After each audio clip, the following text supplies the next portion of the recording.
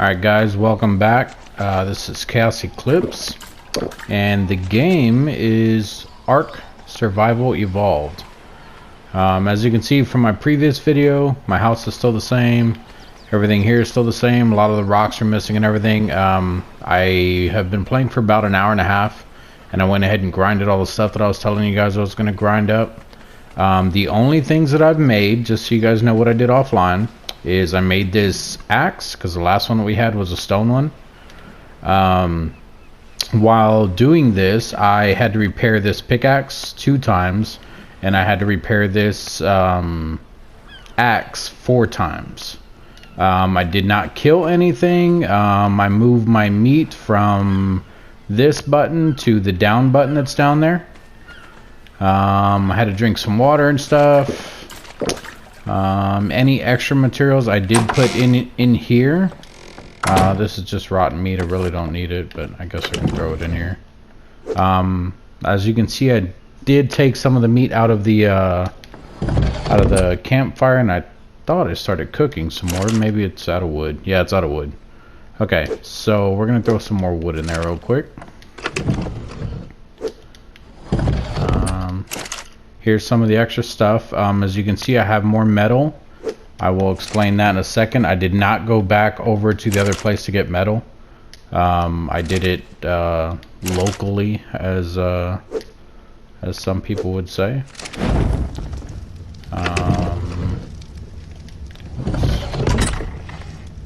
Some of the extra stuff that I have are right here.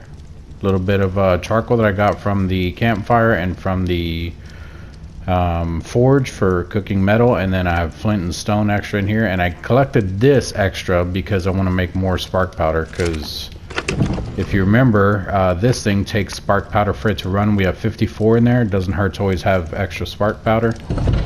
And then I'm holding on to the charcoal in here because if you look here, you need spark powder and spark powder and charcoal to make gunpowder. So that's why I'm holding on to that.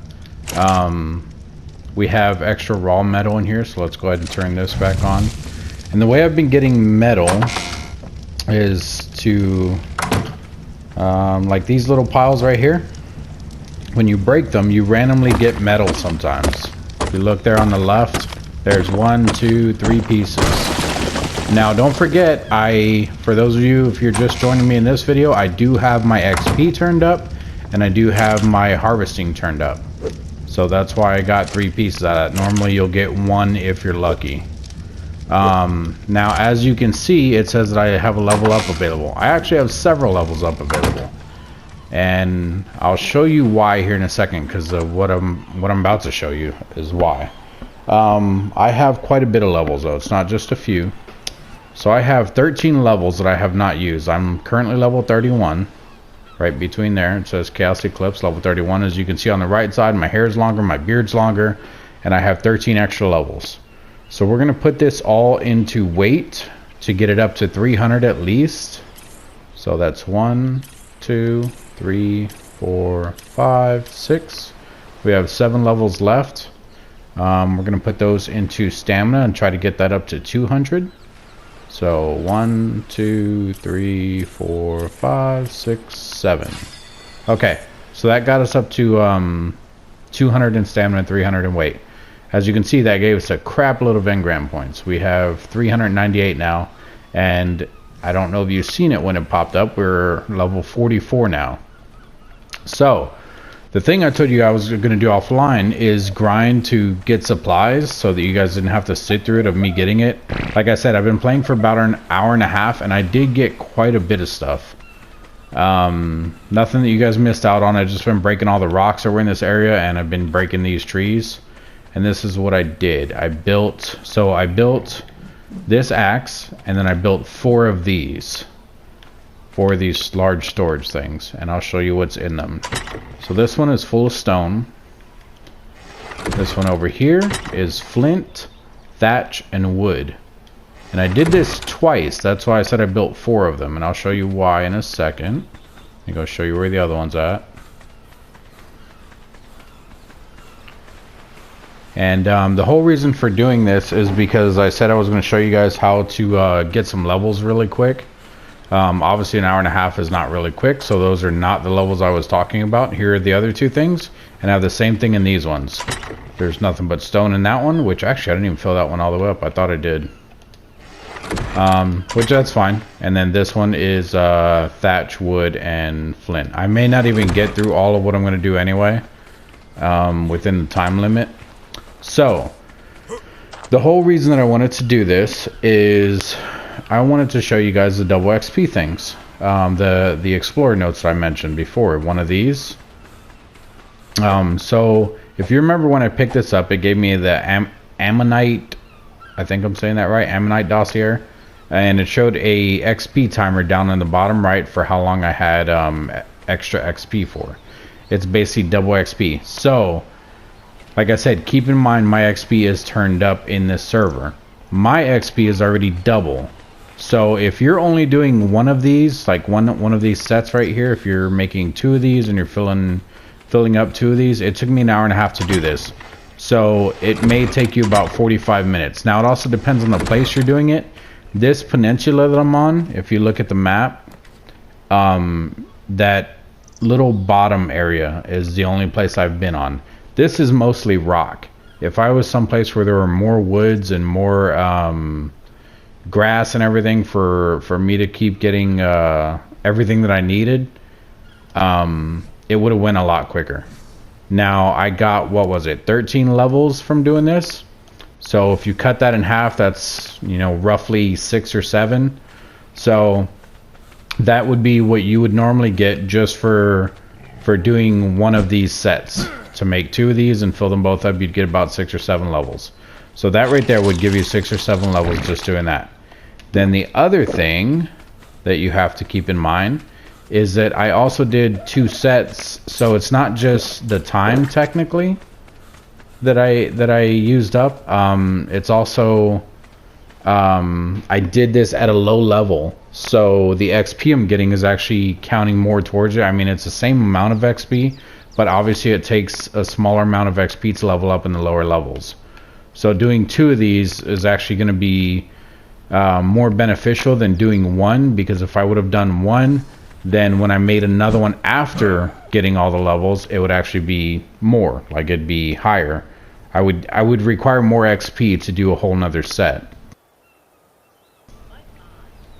So to do that, or because of that, that's why I have the 13 levels. More than likely it would have been probably like 6 levels the first time, and then I would have done a whole bunch of these levels doing this, and when I gathered all the materials again, I may have gotten 1 or 2 levels because of how many levels I'm going to get out of this. Now before I start this, here's the XP thing.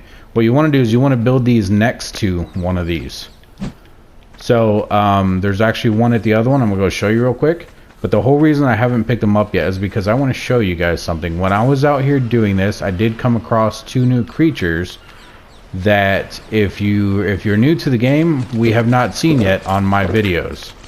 So one of them lives here in the water. He came out on the land. I guess you can say he's amphibious, but I wouldn't call him that. Is that him? I don't think so. I don't think they go out that far. It was basically, it's called a trilobite. I've seen 2 of them actually. Here's my other chest, and the XP thing is right behind it, right there. Now getting too close to those will pick them up if you haven't picked them up before. I think for me, since I've picked them up before, I have to pretty much walk right on top of it. So, but I still don't want to get too close yet. The other thing I've seen is over this way. And it's a type of raptor, but he is an herbivore. I want you to listen to his footsteps when I get near him. I don't want to scare him because he does run from me. I'm just getting back some stamina real quick. If you crouch down, your stamina does come back a little bit faster. So that's why I crouched down just now. He was in this area. I have to be careful because there are other explorer notes, which here it really doesn't matter if I pick them up, but I don't want to pick one up before doing those things for you guys. He may not be here anymore. He may have ran off. It's been a while. Oh, there he is. So that's called an oviraptor. That sound that he just made is unique to him. but his footsteps sound like the actual raptors running around, like a deadly raptor. So if you hear these footsteps, can't really tell because of the dodo, but they're the louder ones, the louder footsteps that you're hearing. Those.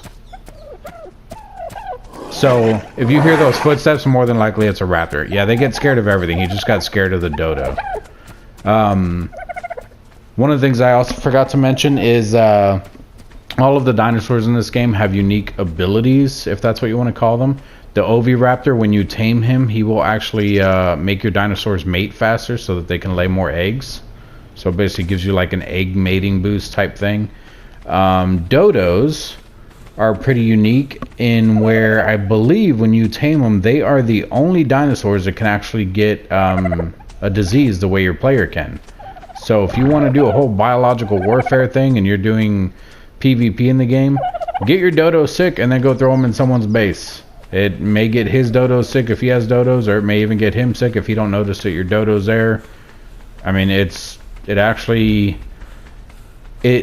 positives and negatives about being sick. The positives are, I believe, you run way faster. There's a trilobite. This is one of the other guys I've seen. They don't attack either. They actually run from you when you attack them. They look kind of creepy, but they live in the water. They basically live on the beaches. They'll come in and out of the water. You can actually get helpful stuff from them. They give you oil and stuff like that because you can get oil out of the water. They also give you the keratin, I believe, which is just like the chitin or the chitin that I mentioned before, and that is a megalodon right there. Let's take a close look at him. I showed you guys one in distance before, so he actually may aggro on me because he's right there. They all have stripes like that. I don't know if you can see that yet. We'll go a little deeper in the water. I'm just making sure there's nothing else, so when I come running out of the water, nothing's going to attack me. Yeah, he's just chilling there. He might be stuck. I'm sure if I got closer, he'll come at me. I can probably take a couple hits from him, unless it's like a 150. Yeah, they're actually pretty big. He might be stuck. Nope, he's not stuck. Nope. He's level 45. I don't know why he didn't bite us. That's actually really strange.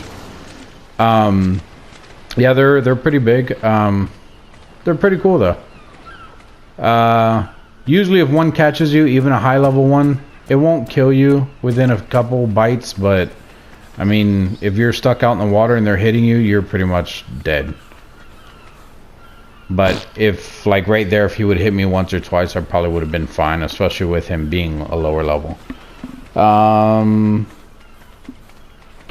believe I was still talking about the trilobites. They give you oil and the chitin or keratin, which it's the same as, like, it's classified as like the chitin and stuff like that.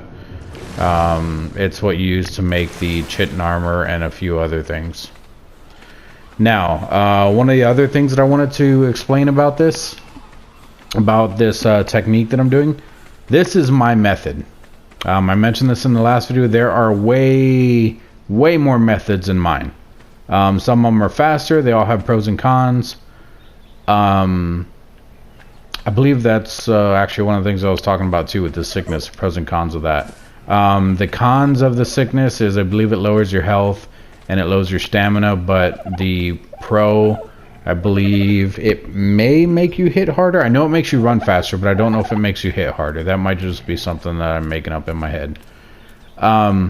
Before I get into that, I know I was just talking about it, but I noticed something on him. So right here where it says put taming food in last item slot to feed, that's what I was talking about with the dolphins in the last video. So if I hold L1 and I'm hitting right on D-pad, that icon or the box down there that's flashing, that's the box that they're talking about. If I put food in there, food that he eats, which he's an herbivore, so I would have to put berries in there. If I have berries in there and I start feeding him, I can actually start taming this little guy right now. He's level 40, so it wouldn't take that long, but literally I would just walk up to him to where it'll say feed, that it won't have that gray writing, it'll just say feed. I'll hold L1, I'll hit right on the D-pad, and it'll feed him some of those berries. Then I have to literally, you'll see a taming bar pop up, and I will literally have to feed him around, and the next time he gets hungry, it'll say feed again, and I feed him another one, and I do that until that taming bar fills all the way up. Once that taming bar fills all the way up, then he is mine. And that goes for any of the taming in the game. With the taming bar, that is. Now, with this one, this is what's called a passive tame. There are some creatures that do this, and he just pooped. There are some creatures that do a passive tame, but a dodo, like a lot of the carnivores, what you have to do... I was gonna say, I heard him somewhere. When you go up to him, it doesn't say that. It doesn't say, you know, put food in the taming thing or whatever. So what you have to do with him and the majority of the other dinosaurs in the game is you have to actually knock him out. He is level 55, so I could actually probably knock him out just by punching him. But there's also... oh, I'm hitting the wrong button. Sorry, guys.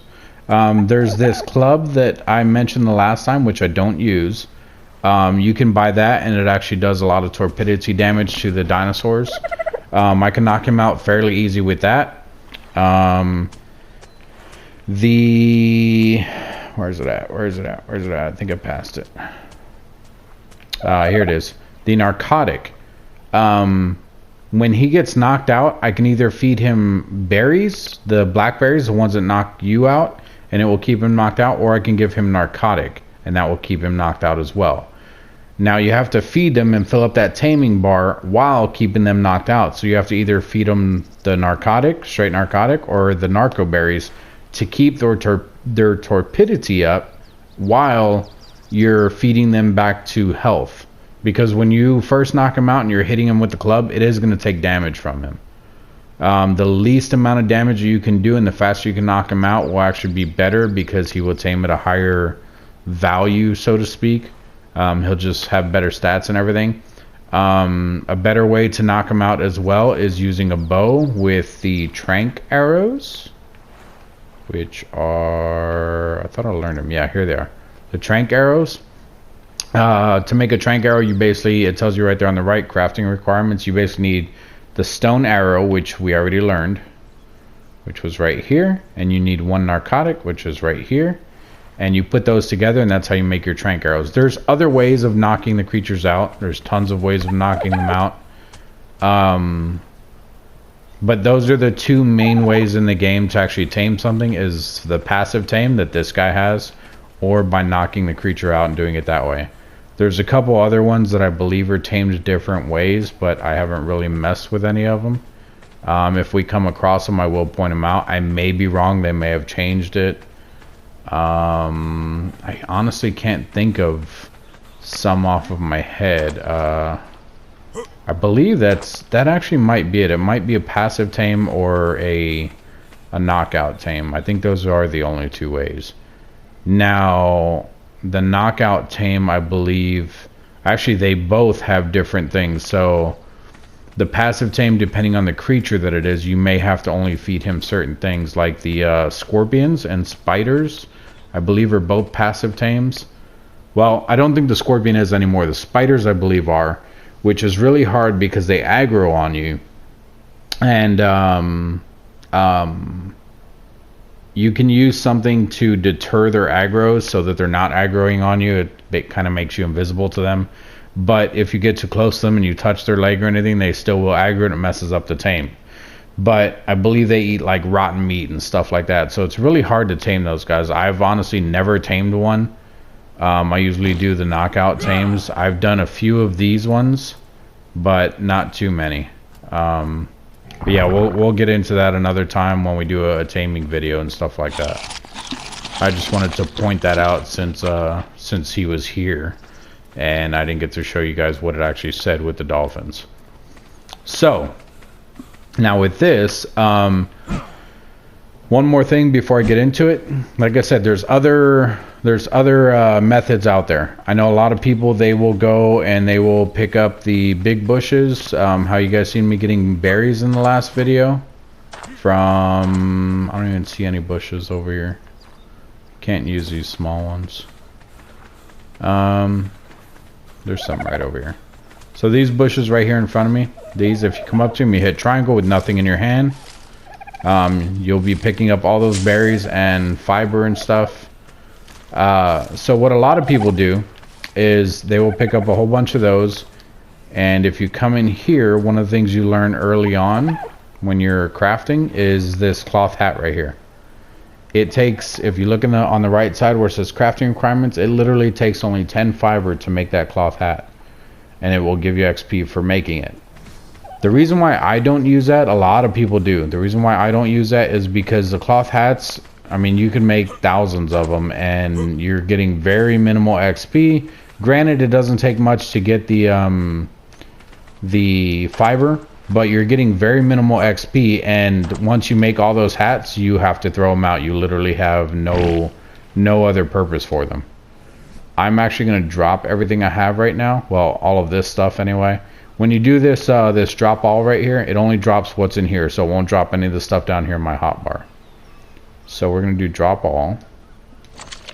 And the whole reason I'm doing that is because I want to pick up as much of this stuff as possible. So we're going to fill up on a lot of stone first. Now I don't want to be over encumbered, so we're going to go with 4 stacks of those. We're going to go with 1 stack of that, 1 stack of that, and I'm already over encumbered. And that. Okay, I can still move. This is enough because when we're crafting I can still walk back here, and I'll show you what's going to happen here. So the item that I craft gives you a lot of XP. There used to be a conversion chart that I found. At the time when I did this, it was one of the lower items in this this thing right here. You learn it at level 8, which I'm not going to show you just yet. We just passed it, so if you've seen it, that's fine. But what it is it's a placeable item. And the whole reason that you do it is because you can place it, you can actually demolish it, and when you demolish something, like when we remade our house, every time we demolished a wall, we got back half the materials for it. So when you place this item down, you can actually demolish it and get back half the materials for it, and eventually, you know, breaking down 2 of them will actually let you make a 3rd one. So that's why I use this method. They reduce the amount of, oh my god. They reduce the amount of XP that it gives, but it still gives quite a bit, and it still seems like it's worth it to me. So I have always stuck with it, and it gives me tons of levels every time. Before we pick up this stuff, we're going to look at the level we are. Still 44. I have no other levels. Now we are close to already getting a level, but when we pick this up, we're going to get levels right off the bat anyway, if you guys remember from the last time. So we're going to hit circle. And we're going to walk over there, grab that, and then as we grab that, we're going to start crafting the item. I will show you guys the item. It is this right here, this cooking pot. So what I'm going to do is I'm going to hit X on it, and I'm going to place it down here. Now, what this does is it pastes the recipe down there. So now every time I want to make one, I can just hit up on the D-pad, and it will automatically start crafting them. You can craft multiple things at one time. And you can move, but you're still going to be walking slow. I actually, when I start crafting one, as soon as it makes one, I may or may not be able to move. I don't think they're that heavy. I think if anything, I'll be able to move faster. But what we're going to do is we're going to walk back over here, probably about right here, to where I can actually access both of them. And we're just going to place it off to the side. And we're going to break them down as we're placing them. And I'll show you guys what I mean here, so you guys can see my method of doing this. I actually got this off of someone else's video, but it was a long time ago, or I would give that person credit, but I don't remember who they were or anything.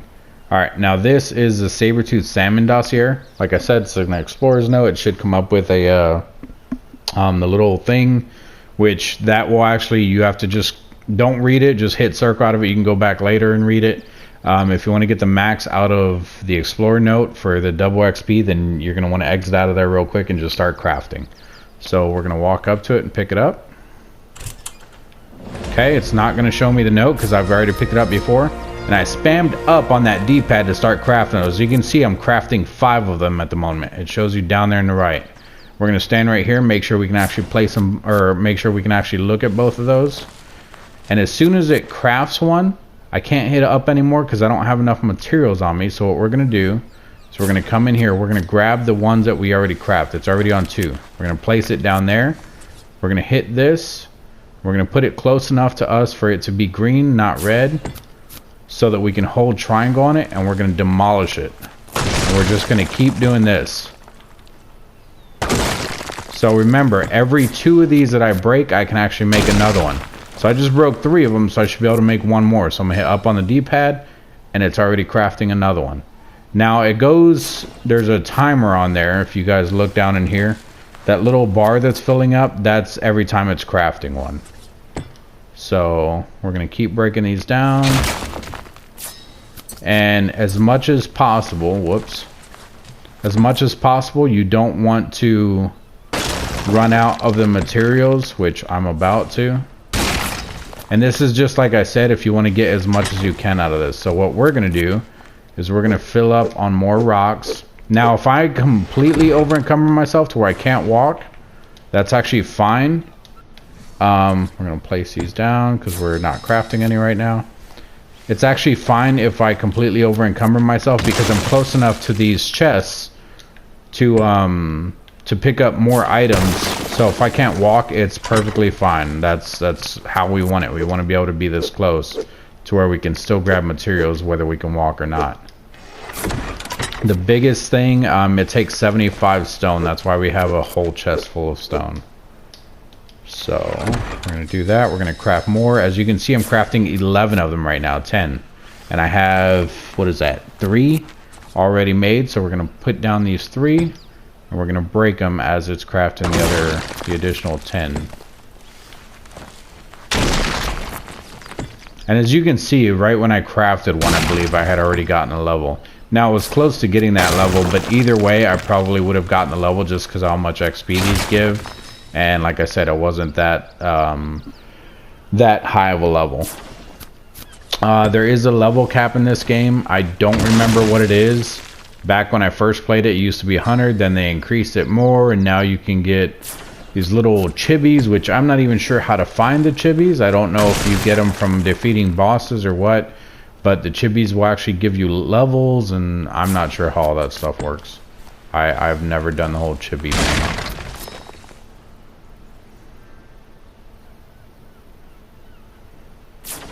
But yeah, so this is my method, and I still have 8 crafting, so we're gonna hit circle. And if you look here, we already have 22 levels, guys. Now don't forget, my thing is double XP, so technically you would have 11 levels, but that is still a ridiculous amount of levels from being level 44. And we can go through 2 of these because I set up this one and the other one. Now one of the things that I do want to point out, I don't know why I'm holding these bolos. I think earlier I hit the wrong button. Let's put those away. One of the things I did want to point out is just because I have 2 XP things that I can pick up, if I pick up both of them, it does not give you 4 times XP. I want to be very clear on that. It will not give you 4 times XP. What it will do, though, just so you're aware, what it will do is it will double the amount of time that you have double XP. So I believe it's something like 600 seconds or something like that, maybe 500. I don't know exactly how many it is. But it will double that amount of time that you have the double XP for. So that is something to keep in mind if you're interested in seeing how long you can do this and try to max out your character right away, which I don't think I will, but I might with how much my XP is turned up and everything, and the level that I started doing this at. So that'll be very interesting. We'll actually be able to craft quite a bit of new stuff that I'll be able to show you guys. But the whole reason I do this when you're first playing the game, especially on a public server, if you're playing with other people, now obviously you would have to be careful with putting your chests like this out in the open. You can lock them. If you hold triangle on them, you can lock them. You can set a pin code, all this stuff that's in here. one of the things you have to be careful with is someone coming across them and breaking them open or taking your stuff. And then another thing you have to be careful with is standing here not being able to move while you're crafting all these, because someone could easily run up to you and kill you, and there's nothing you're gonna be able to do about it because you can't move unless you have like bolas. Maybe you can see them coming or something like that. But these explorer notes are also up there in the woods and stuff, so if you find one that's kind of hidden, this actually wouldn't be a bad idea to do. You can also build a quick little house right by it and then run in your house and do this. That's what I do on public servers. I'll build like a quick little stone house, which that is actually the next level up from what we currently are. Right now we have a wood house. There's actually a couple things I want to show you guys today. I don't know if I'll be able to fit it all into this video.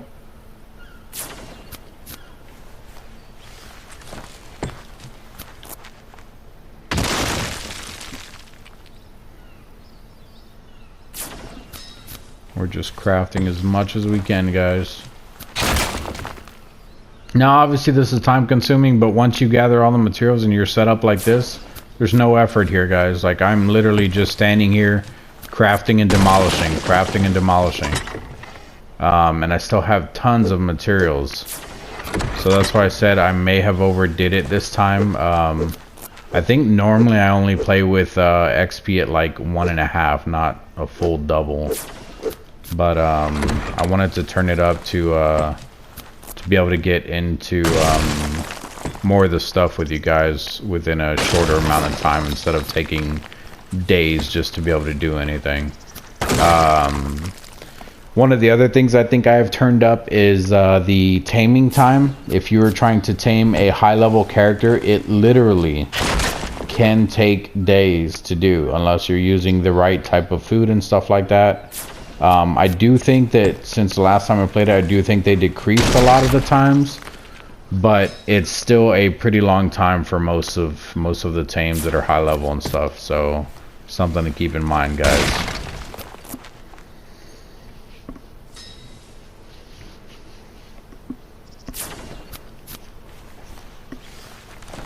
Now, on my previous video, someone did suggest, which I'll see if I can find the video while I'm doing this real quick. Someone did suggest that I go ahead and try to play on a public server and do a video for you guys on a public server.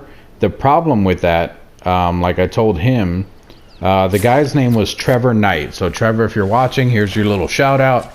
I'm basically going to tell them the same thing I told you. It's not that I don't want to do that. I love playing. I love PvP. The game's awesome for it.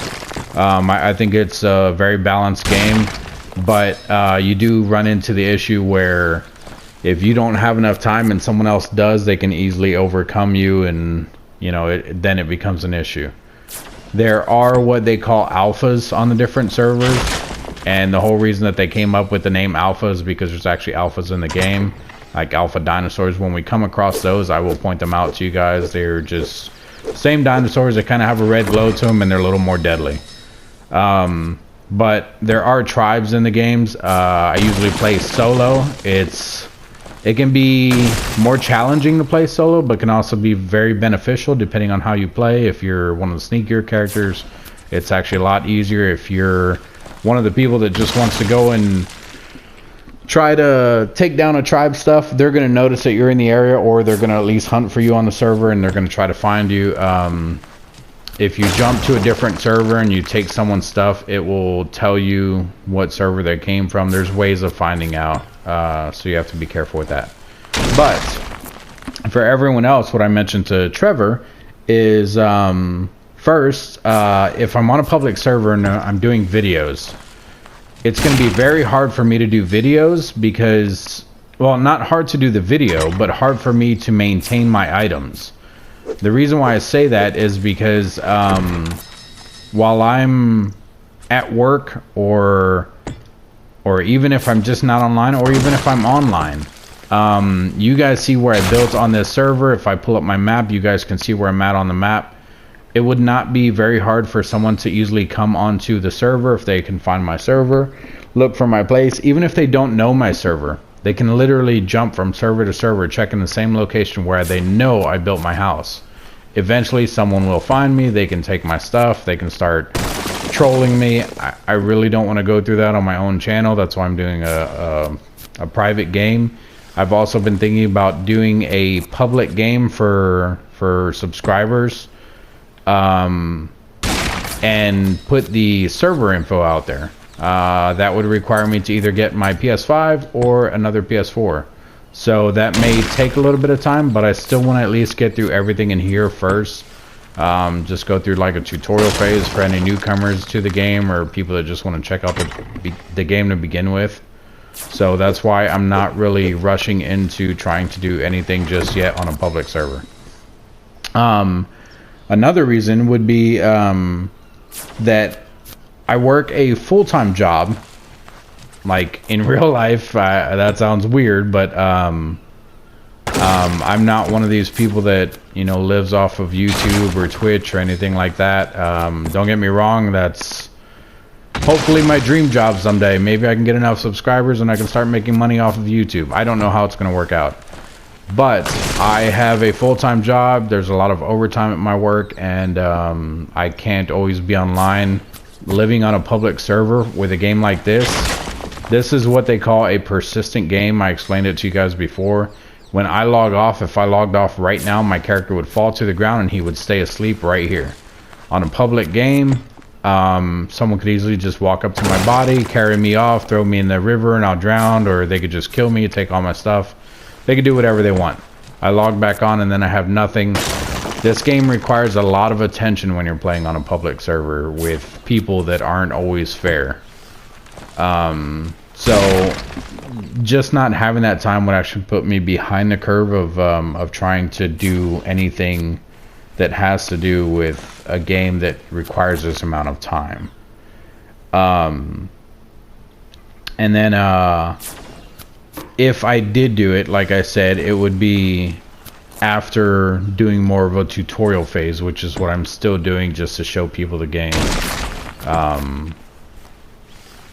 Like right now, you know, I wouldn't be able to show this off, my method on doing this, because I'd probably be dying right now. I'd have to actually go in the woods and find one. But here on this, I can just do it real quick and then explain to them, hey, if you find one of these in the woods, you can do it that way. So it's just easier to explain and a lot quicker and simpler just to show them what I mean without needing to go and hunt one of these down that are buried up there in the woods.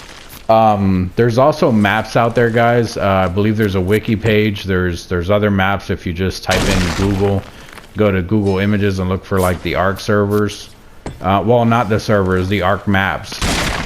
Just type in, this one's called the Island. Just type in Ark Survival Evolved, the Island, and then type in like Explorer Notes, and it will actually bring up a map of where all the Explorer Notes are on the map. So you can actually just look through there and find out where they're all at. I do know they've added quite a bit since before. When I played before, they didn't have the newer notes from when they came out with, I believe it was the Genesis update. They didn't have those in the game, so... Oh, and I just realized I'm still crafting and my my XP thing ran out. I wonder how long I've been doing that. So we're going to let the rest of these craft real quick, and we're going to put all of this stuff back. We're just going to drop those all in there. So, crafting what we did and the time that we had, I still have 4 on me. That gave us 41 levels. So we're going to put all of these into play here. Actually, I should do the other one first. It'll probably give us... No, it's going to be the same. Okay, so what I want to do here is we're going to get our health up to 200 as well. So our health is at 200 now. Our weight's going to stay where it's at. Our movement speed I want somewhere around 110. Either at 110 or 1 over it. So we're going to go here, there, and we're at 110.5. So we're going to stop there. Now this is normally what I play with for the game that I play. Like when I play, whether it's online, solo, anything, this is how I play. And then obviously I have 33 more points. I put them all into melee. This is how I play. Like I said, you do not have to play like this. People that do this, they're extremely strong with a pike, which I like using actual weapons to. And look at that, we're already at level 85. That's a lot higher than I thought we would be. I thought we would be somewhere around 55, but like I said, I have the thing way turned up. So this pike is extremely strong now. My damage went up to, my melee damage is at 285. So we actually may do our health and stamina up to 300 with the next one that we do, depending on how many levels we get. If we get over 20, we'll do that. We'll put 300 in health and 300 in stamina. If not, then we'll probably put them all into melee. Yes, that will make us extremely strong. And the main thing that you have to keep in mind is, I believe the damage that this does is not going to be the same as using a rifle. So if you're using a rifle, that melee, I believe, does not add, the melee damage that we have added on does not go into our weapons, or our firing weapons, our ranged weapons, however you want to say it. Yes, that glare right there is extremely bright. It used to be a lot brighter. Thank God they turned it down some. What is this? Something died right here. That's what this bag is. When did I die right here? Did I just drop all? Oh, this is all the stuff I dropped earlier. Okay, so we're going to pick all that back up. We're going to go put it in our house. I still have the 4 cooking pots. We're going to save it. We're going to go pick up the other one. If you guys want, rewind the video a little bit so you can see exactly when I stopped getting XP. And you'll know how little bit of time. Now I believe that crafting 1 or more of the cooking pots without having the XP thing going, I don't think it would have made that much of a difference. Just so you're aware. Like I said, you can go back and look at the time. I was not paying attention because I was explaining everything to you guys.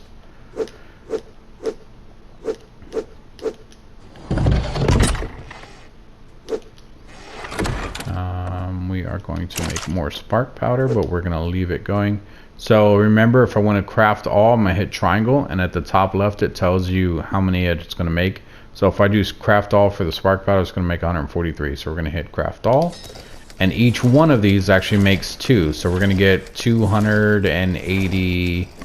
Nope. Yeah, 286. Yeah. So that works out pretty well. We're going to come down here. We're going to fill up our water. And then we're going to run over and we're going to do the other XP thing real quick.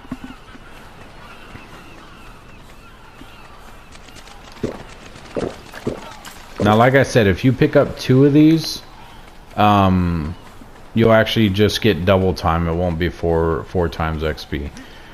When you're playing on a public server, actually, most weekends, they may have changed it. Most weekends they do like double XP weekends and stuff like that. There are some weekends, I don't know if they still do it. Back when this game first came out, it's been a long time, like I said, since I played this. Back when this game first came out, they did the they did like charity events where they were raising money and they were trying to get a whole bunch of people to play. And what they did is they would do every milestone that they hit for how much money they collected, they would do multiple XP. So at like $1,000, they would do double XP. At 5,000, they would do 3 times XP. At 10,000, they do 4 times XP. I remember one time they had it up to like 4 times XP. And the crazy thing is, when they do double XP on the public servers, it's not just XP. It's also the taming speed, and it's also the harvesting. So, if I was to hit this, mine's only double XP right now. If I hit this 1 time, I just got 9 flint and 3 stone. So, whatever 9 times 8 is, that's what, 72? I would have gotten 72 flint, and then 9 times 3, that's what, 27? So I would have gotten 27 stone from just that one hit. I remember when I played this and that happened, I went and I got a crap load of metal. But I was also not the only one. People had metal buildings everywhere. Metal's not hard to get in the game as long as you know where to go, but you also have to be careful because it makes your place stand out. So if you have a metal place, more than likely you're going to get raided if it's not well hidden. There are well hidden places around the map, which I may or may not point those out later when we're doing other stuff. There's also areas where you can hide your items and stuff. So I may or may not show those off as well. So we're gonna hurry up and do this other thing real quick. We're gonna stock up a little bit on the supplies. We're gonna grab 2 of those, that many of those, and like 2 of these, and then the rest we're gonna do wood or stone until we're over encumbered. And like I said, I didn't even go through the okay, that's over encumbered and I can't move, so we're gonna need to put 1 stone back. Okay, so I didn't even get through all of the supplies, so if we run out of these for whatever reason, then we can just run back over to those ones. We're gonna eat, make sure we're full, and then I still have 4 of the cooking pots on me, so I can remember to place those down and break them open right when I pick this up. Now this dossier is for a Daedon. I will show you the Daedon in the book here in a second, and I will also show you the saber-toothed salmon that we picked up. The dossier anyway. Okay, so it looks like it starts at 600 seconds for these. So we're gonna go ahead and place these ones down. Actually, let's craft everything we can. So we can only craft 2 because of how much stone we have on us, which was not very much. Breaking these down lets us craft another one. Breaking those down, we can craft another one. And then if we turn around, we're gonna hit this button right here to take as much stone as we can carry. And then we're gonna craft as many as we can. So we're crafting 12 right now. And that sound was just me getting a level, in case you guys forgot. There are other music sounds in the game. What they are is basically morning, afternoon, and nighttime. Which actually, that's another thing I need to talk about, but I'll mention that in a second. So morning, I believe, is at 6 a.m. in the game. Afternoon is always at 12. And then nighttime, I believe, is 10 at night, 10 p.m. The other thing that I was going to mention that I said I'll talk about in a second is that's another thing that I do have changed in this server that I forgot to mention from the very beginning. The reason why my daytimes are so long is I actually have my daytime doubled in this game. So if I look at the time right here, if you hold circle, it'll show the time right there in the middle where it says day 2 and then it says time 1646. Now it says 1647. That time is going extra slow. Normally it'll count down in like seconds. It's going extra slow because I have it turned down for the daytime, and then I have the nighttime actually turned up. So the nighttime is twice as fast and the daytime is twice as slow on my server. Now if I do a public server where I let people join, I don't think I'm going to do all that. I may do extra harvesting, I may do extra XP, but I'm not going to do anything crazy. It all depends on how people would like to play, and depends on how many people I let in the server, because I believe you can only have about 60 or 70. I think it's 70, but I think it also depends on a lot of different things.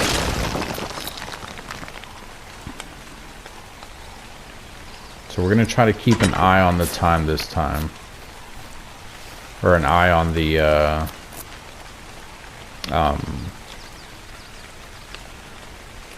timer.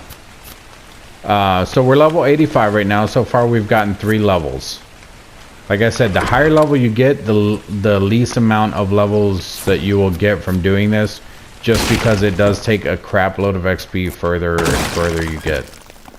When you're playing in a public server, it's a lot harder in the higher levels to get stuff done, just because most people have already picked up these XP things, and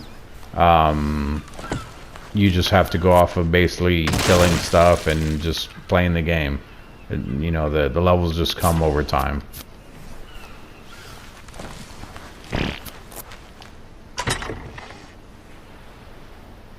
I believe...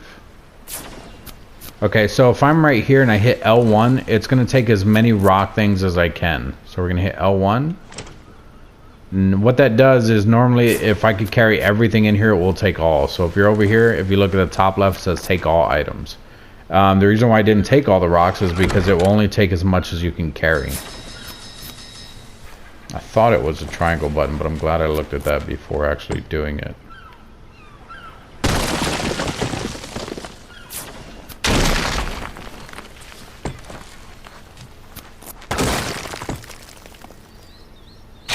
We're just going to continue to place these down like we did earlier.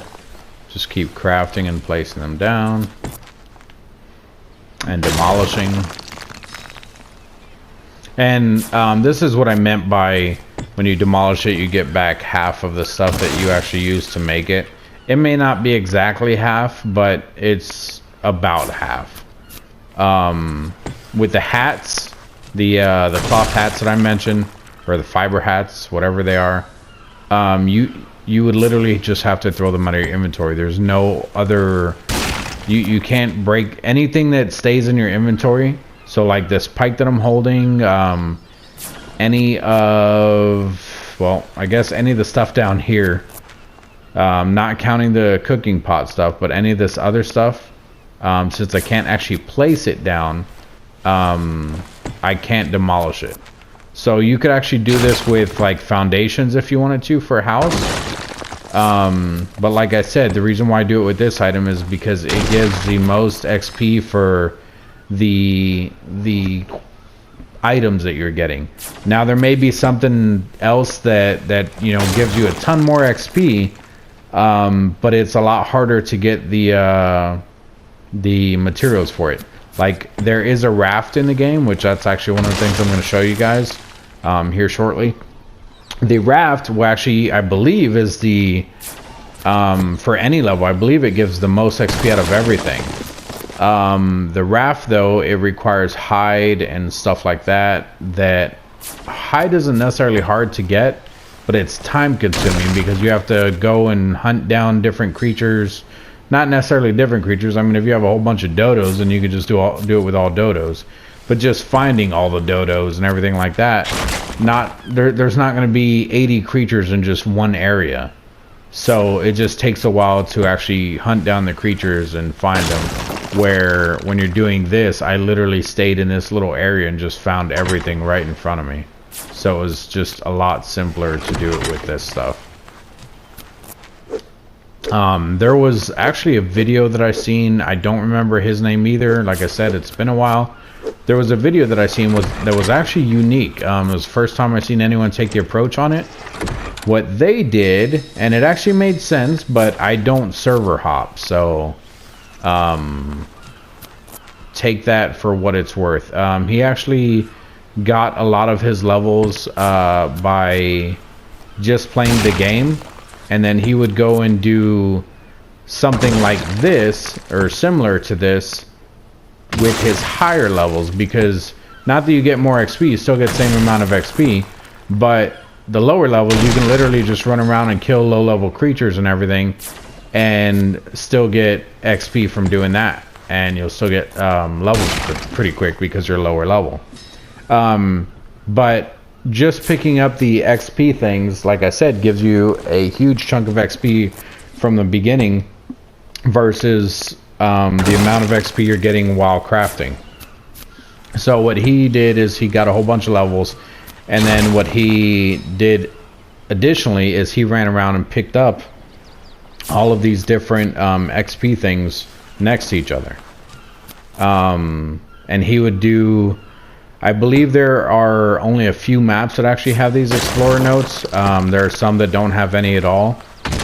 I believe Ragnarok doesn't have any, and the Center does not have any. I believe Aberration does, though, and obviously this one does.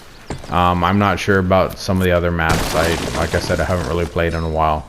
But what he would do is he he would run to those different maps and then server hop and just keep going and picking up all the items. And his way actually seemed pretty fast and pretty efficient, but he was also running around at a low level while he was getting those levels, just to try to pick up items that he wasn't even sure if he was going to be able to get to, because, you know, he may run into a raptor that's going to one-shot him or something like that, which, I mean, he still leveled up fairly quick, and it was impressive.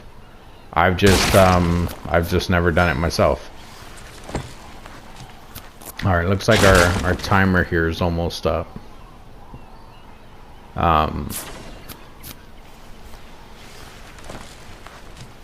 Alright, hopefully it didn't cut anything off. I did save the video just now, just so if you guys see like the timer run all the way out or something like that, if you miss it or you see like a gap in the timer. Like I said, I do play on PlayStation, so I had to save before the video stopped recording on its own. Or before we lose footage from the beginning, which hopefully I didn't do, because I did just now cut it pretty close.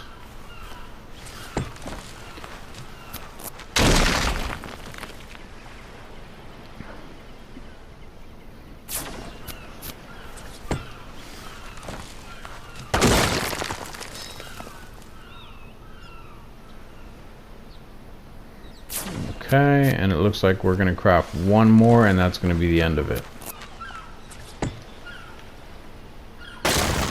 Okay, it was even before that. We're going to check real quick. We got 8 levels off of that. So we're going to go ahead and place down this last one. Get rid of it. And then we're going to take this, and we're going to throw it up there, which just takes it out of the hotbar, doesn't delete it. As you can see, it didn't pop back up in here, but if you come over here, we do still have it. Like I said, anything that you learn, you still have. So from level 85, we got 8 levels. As you can see, like I said, it takes a lot more XP just to get more levels. So we didn't get our extra 10 for either one of these. So we're going to put these all into melee. Like I said, I prefer a very strong character when it comes to melee.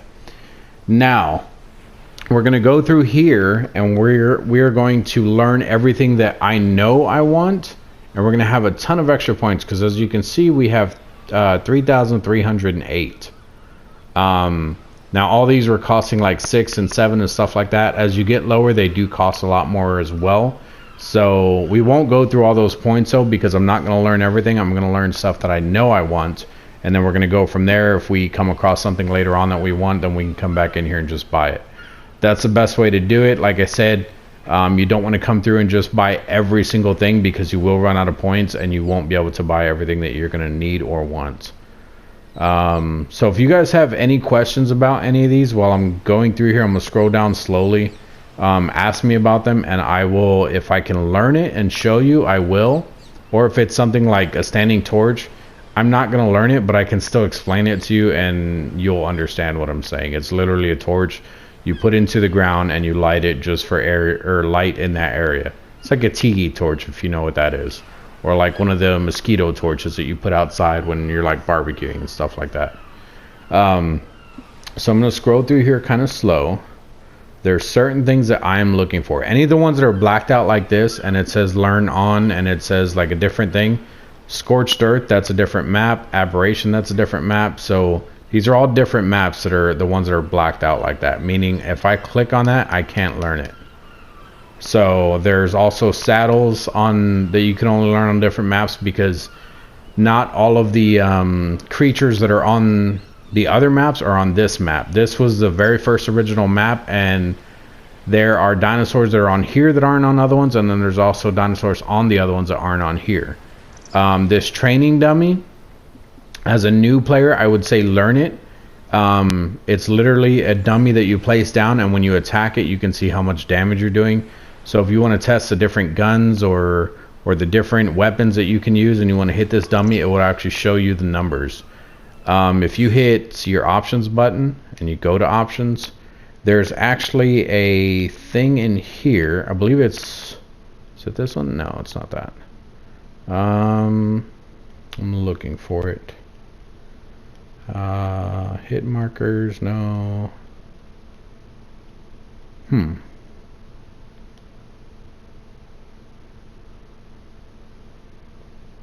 It may actually be in the menu at the beginning, where you guys seen me turn up the XP and everything. There's a an option that shows you or that lets you pick that it shows the amount of damage you're doing, like the floating numbers. Like this one says floating names and stuff like that, or it has hit markers. Those are not the same things. A hit marker is if you're using a bow, it will actually show a hit marker if you actually hit the creature and stuff like that. It's not the same thing. I believe it's called like floating combat numbers or something like that.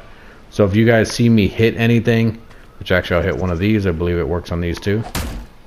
Nope, it doesn't. Okay, well actually we're gonna drop all of this extra stuff. Now normally, I haven't forgotten what I'm gonna show you guys, but normally, just so you know, with these, I would not leave them here. Even if there's extra stuff in them on a public server, I break them down. So if I break this, eventually it will disappear, the trash and everything, all the stuff that's inside of it, it'll disappear. The whole reason you want to do that is if you're on a public server and someone comes across here and they see these, they're going to know that you're on the game and they're going to know that you're somewhere in the area. So even if you're not in the area, I would still break them down, because if the player has only stayed in this area and he's not paying attention to the chat in the game, or he's not checking the list of showing how many players are, or the names of the players that are in the game, he's never going to know you're in there, so he has no reason to come and look for you. If he starts seeing these everywhere and he knows that you're leveling up and he's a high level, you may be competition for him, or you may have something he wants. He's like, well, this guy, has been leveling up, he may have some really good items, I'm going to go look for him. So it's just something to take into consideration. Let's go find us a dodo real quick. The reason why I say a dodo is because that's probably what we're going to run into. This glare that's on the pike when you're running, you can actually paint your weapons and your armor. I mentioned that before. If you paint the weapon, it will actually get rid of a lot of that glare.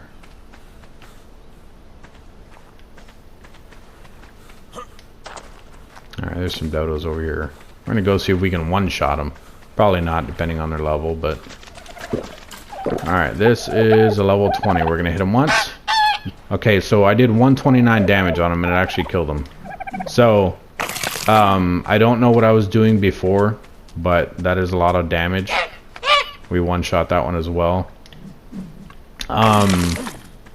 Now, just because he was level 50 and I one-shot him, does not mean I can walk up to a Triceratops and one-shot a Triceratops. As I said before, different creatures in the game have different armor stats, different attack stats. So if I go and hit that Triceratops right up there in the trees, I don't know if you guys seen him, it doesn't mean he's going to fall over. Even if he's level 5, he may not fall over. I'll show you guys by hitting this turtle, because turtles actually have a lot of armor. He's level 15. There's no way I'm going to one-shot him. I'm even going to do a headshot, because the headshots do more damage. 129. He's not even bloody. Now, where you hit them, it will show a blood mark. But when they're dying, their entire body will be bloody. And that's what I meant by he's not even bloody. This is how you kill the turtles, though. You just back away and keep hitting them. He actually is going to give us that keratin that's there on the left side. That actually comes in later, handy later for making saddles. And then there's the other stuff known as chitin, which I believe that's what the trilobites give, chitin, amongst other things. But we're going to hold on to the keratin we got from him.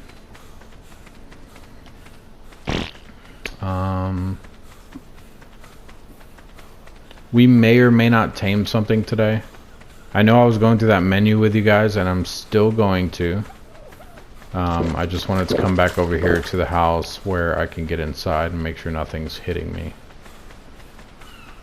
And then we're probably going to make a raft, and I'm going to show you guys more of the map, and we're going to see other dinosaurs, and we're actually going to do a lot today, guys. This actually may be a really long video, because I'm going to link it with everything that we do in this episode. If I do decide to cut it short, I will try to post these videos back to back at least, so that you guys can see everything that's going on and not have to wait a whole week just to get another episode of this game or anything. Here's all of the spark powder that we made. So it actually ended up being 200. I forgot that, what was it? It was supposed to be 286 or something like that. I forgot that. I believe it only, when you hit triangle on it, it said that we could make 143 or something. It will automatically stop at 200. And then you would have to come and hit triangle again so that it starts up another one. Or you could just hit triangle twice, and down here where it shows the 40 or whatever, it would put another one next to it, you know. So this one will be 200, and then when you hit triangle again, this would have been the 43. I forgot about that, so that's on me, guys. My apologies. And we're going to throw all of this in there just so that thing keeps going. They actually doubled the space in here, or actually tripled, whatever you want to call it. I believe you only used to be able to hold about 15 items in here. Now if you look here in the middle, down below where I have highlighted right now, it says 20 of 48. So that means you can hold 48 different items in here now. So I'm glad that they did that, and I believe they increased this too. It says 75. I think it used to be a lot less than that as well. We need wood though, which I have 0 wood. Okay, we're gonna grab some wood before I get in that menu with you guys again. Don't worry, this won't take too long. And like I said, we're gonna do a lot of stuff in this video anyway. Yeah, look at that. We already have 253 wood. Now, what I was mentioning before about the melee pumpers, that's what they call them in the public servers. That's what I am. That's because my melee is at 325. Other people will put a massive amount into weight. I've seen people with like 800 weight and they put nothing into melee. That is because they use the actual shotguns and guns in the game, or other items, so you'll never see them running around with a spear or anything like that. I do this because I play solo. The reason why I do it for playing solo is because when you die, whatever you have on you, you're gonna lose. Like, they're gonna take your stuff. When you die, that bag that I picked up earlier from the stuff that I dropped. So, whoops. So if I had some items on me, let's pick up some of these items real quick. So if I had these items on me, and I did drop all, whoops, drop all, yes, that bag right there is what it looks like when you die. It will stay there. It will also not be 30 minutes. That's turned up for me. I believe it's something like 5 minutes. So when you die, it drops a bag that looks like this. Anyone can come and pick it up. If you can make it back to it, you can get your stuff back. If not, then someone else can grab it, whatever. But when you drop your stuff, so if you have guns or anything like that, I guarantee you people are going to take them. And then it's also hard to make the guns because you require a lot of metal. So if you get raided, people are going to be taking your metal. And then you've seen what it takes just to make gunpowder. So you need a lot of charcoal. You need spark powder. You need a huge base to manage a lot of this stuff. And as a solo player, you don't always have that luxury because you're constantly getting raided. The pike, on the other hand, down here, right now I do 100 damage with the weapon, or the weapon damage itself has 100 damage, but that's also not counting my 325 melee damage added onto that. So, whoops, I'm hungry. So, if I die and I have a pike on me, they may take my pike, but I can also come back. I can quickly craft a smithy and a forge real quick. They don't take long. It may seem like they did when I crafted it, but that's because I'm teaching you guys about it. Once you get the hang of the game, they do not take long to craft. So you can literally craft those out in the open. You don't even need a house. I could literally put down 2 foundations right here, throw a smithy and a forge on it, jump up there, have a little bit of metal, throw it in there with along with like some wood and some hide, I think, and I can make myself another pike. And I'm right back where I left off with my pike, even though I just got killed. Now, if I had a gun and everything else, guns take a lot more materials. Then you have to get the charcoal, you have to get the spark powder, you have to remake the bullets. It's just a lot more stuff that you have to manage. I'm not saying it's bad, because what a lot of the people do too that have 800 weight is they will actually go and raid people. So if they got into my house, I can probably carry like, I don't know, maybe a third of what I have in here. If someone who runs in here has 800 weight, they can literally take everything in my house, run out, and take off. So it's all on how you want to play the game. You can let people tell you to do this or do that. It's literally how you want to play the game.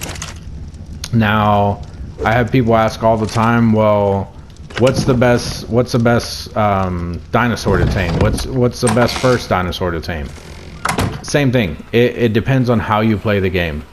Not everyone is going to want the same exact dinosaur. I'll show you my method and what I tame first, but I'm not telling you guys you have to do that. Honestly, if you want to have fun with this game, if you like the dodos, like if that's your favorite creature for whatever reason, like don't let anyone judge you. Go tame some dodos. Have fun with the game. The biggest thing about this game is have fun. If you're not having fun, then you're not playing it right. I mean, it's called a game for a reason. Games are meant to be fun. So don't worry about how anyone else is playing. If you're not having a good time playing online because you keep getting raided, try a solo game. Try it with just friends. Make sure you guys set up some ground rules. Hey, no raiding. You know, you can actually turn off raiding on private servers, and you can do a PvE server. There are PvE public servers, but I would advise against those, because if you go into them, there's stuff built everywhere, and there are so many tames, the game almost lags out. I don't know how it is on PS5. PS5 may be able to handle it better. Next gen of Xbox, which is what, Xbox Series X, I believe it's called. It may be able to handle it. A maxed out PC might be able to handle it. I'm not sure. It may also just be lag from the server itself, because obviously the server's, you know, a public server. So if you're playing and you want to do some PvE and not even do PvP, I would say make your own server and just turn off PvP. Have fun with your friends. The last time I played a game like this and I ran my own server, I had probably about 5 people in the entire thing. They built a crap ton of stuff. They all kept to their little spots on the map, and it never lagged. Even getting close to their areas where they had everything built, it never lagged. The game is awesome. Just make sure you guys are having fun when you're playing it. That's the biggest thing I can tell you guys. So, now with this menu, we're gonna go through here. Like I said, we're gonna scroll slowly, and you guys can figure out what you may or may want to ask questions about, what you may or may want to learn. It all depends on you guys. Don't worry about anything I'm doing. I will show you why I'm doing the stuff that I'm doing, but you don't have to really worry about what I'm doing. And a lot of this stuff, if like this water reservoir and this stuff right here, I'm gonna learn. You don't have to. Okay, when it pops up like this, it's saying, are you sure you want to learn this engram along with its prerequisites for a total of 7 points? I'm going to hit cancel just because I'm going to show you something. So I picked this one. To learn this one, it says, it tells you right there, the stone, the one that's in red, it says stone irrigation pipe straight. So that's this one. So if I pick this one without picking this one, it's going to learn both of them. It has to, because you need the straight one to be able to learn the cross one. So when I learn this one ahead of the other one, it will learn them both, and it's going to cost me a total of 7, not just the 2 and the 5. Oops, I didn't mean to click on that one. This one. We're going to hit yes or accept, and see, it learned both of them. I just wanted to explain that real quick. And we're also going to learn the vertical one. But that's what I was saying. All this stuff that I'm learning right here, I probably won't even use in this episode, and it may actually take me a while to get to this stuff. This is for when you want to do farming in the game, which I eventually will, and I know that I will, so that's why I'm learning it. So if you guys see me learn other stuff and you want to know why I learned it or what the purpose of learning it is, let me know, and I will get back to you guys. That's why I'm scrolling through here slowly. So if you guys see me learn something, make sure you pause it, read what it is, because if not, I'm not gonna know what you guys are talking about. If you want to give yourself a haircut, you can use these scissors right here. They do have different styles in the game, so you can always use that.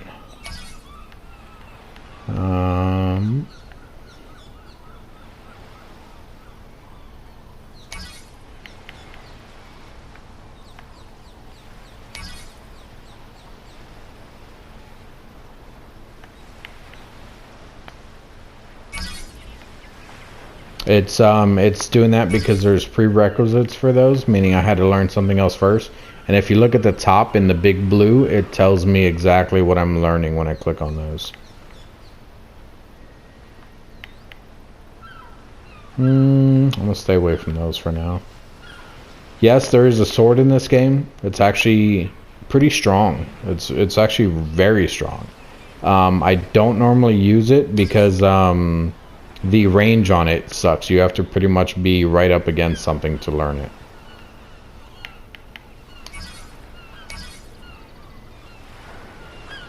There's also a toilet in the game. You can use the toilet to actually take a poop in, and it will give you a temporary buff of XP while pooping.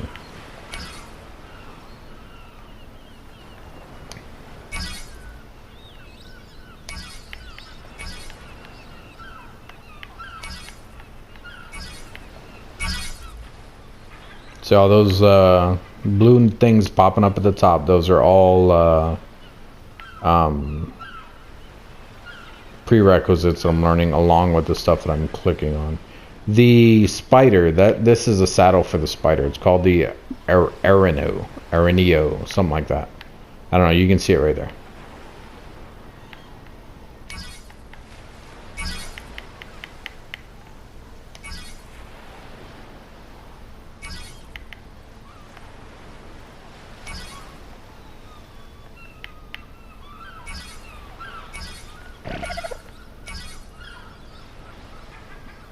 And then a dodo just took a crap next to me. When you're playing solo, you don't have to learn these. I like the way the metal looks in the game, so that's why I'm learning them. If you don't want to spend a whole bunch of points learning metal stuff, just stick with the stone. The stone works absolutely fine. There's nothing at all wrong with it. Like I said, the only reason I'm learning it is just because I like the way it looks.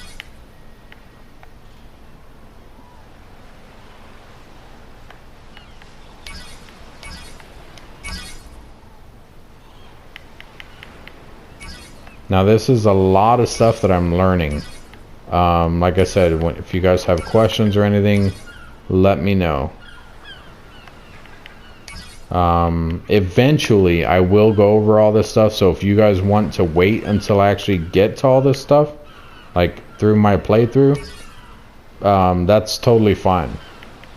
But if you want to know ahead of time, hey, why'd you learn this? Ask me. I have no problem explaining it to you guys. I may not show you in the video, but I may at least, like I said, explain it to you guys. It all depends on what you're asking about, and it depends on what the item is as to how soon I'll be able to show you.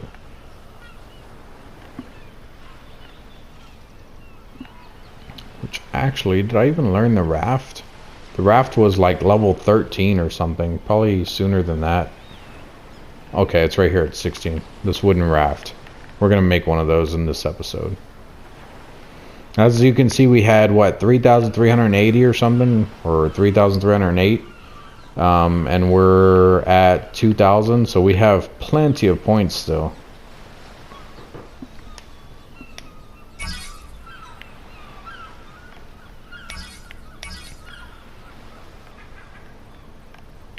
Oh, the Day of Dawn. I still need to show you guys the what's it called? The dossier of the Day of Dawn, and what was the other thing? The saber-toothed salmon.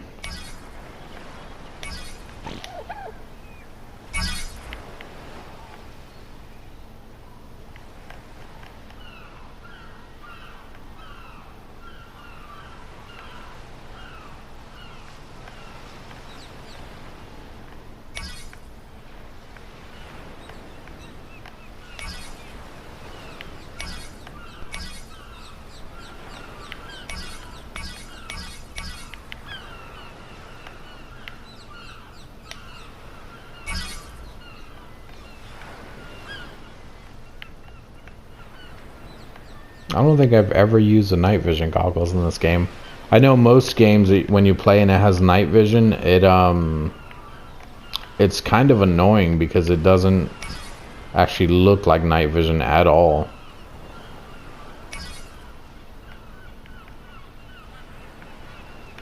This item right here, the pheromone dart, I just learned that for fun. I've never actually been able to use one, but I know what it does. I don't know if it says it when you read it. A dart of refined ammonite chemicals inject on target to enrage nearby wild creatures. For use in long neck rifle, cannot be used with attachments. So basically, I mean, it kind of says what it does. Basically, it aggroes everything around it. If you're playing on a public server, you can actually shoot a player with this, and it will aggro whatever's near that player. I don't think it'll do his own creatures, but if there's anything, well, actually it says nearby wild creatures, so it definitely won't do his own creatures. But it will basically aggro everything around him and make it attack him. I don't know how long it lasts, but I've seen other people use it. That's actually very funny. I think we learned everything. So, like I said, we still have 1,298 points. I'm not worried about learning anything else at the moment. There was 2 saddles I wanted to learn. The Argentavis and the Ankylosaurus, and I'm pretty sure I got both of them. And that's actually two of the creatures, two of the new creatures, not new, but yeah, there's the Ankylo saddle. It's the Ankylosaurus. But they're 2 of the creatures that I'm going to show you guys in this video. And what I mean by new is just ones that I haven't shown you guys in the video yet, or in any of my previous videos. So we are actually going to go and see if we can find some. And we're actually going to run into a surprise, possibly. For those of you that know the game, you'll know exactly what I'm talking about. It's usually in the ocean. Well, it's always in the ocean. It may or may not attack, and you'll see what I mean by a surprise. Okay, I believe we need hide for the sale. 70, can we one-shot him? Yep. Okay, how much of this stuff do I need? Where is the sale? Okay, let's eat first, so my guy's not starving.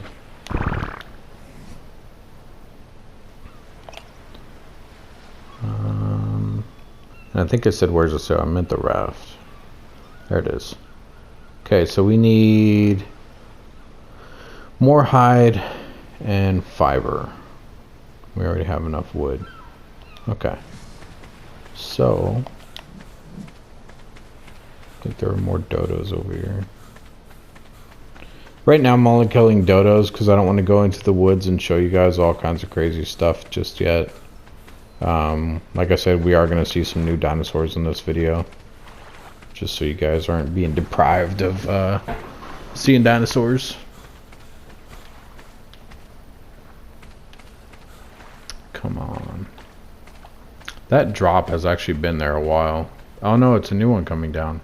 That's an airdrop. I explained that in one of the other videos, but we haven't actually looked at one. Let's go and look at it.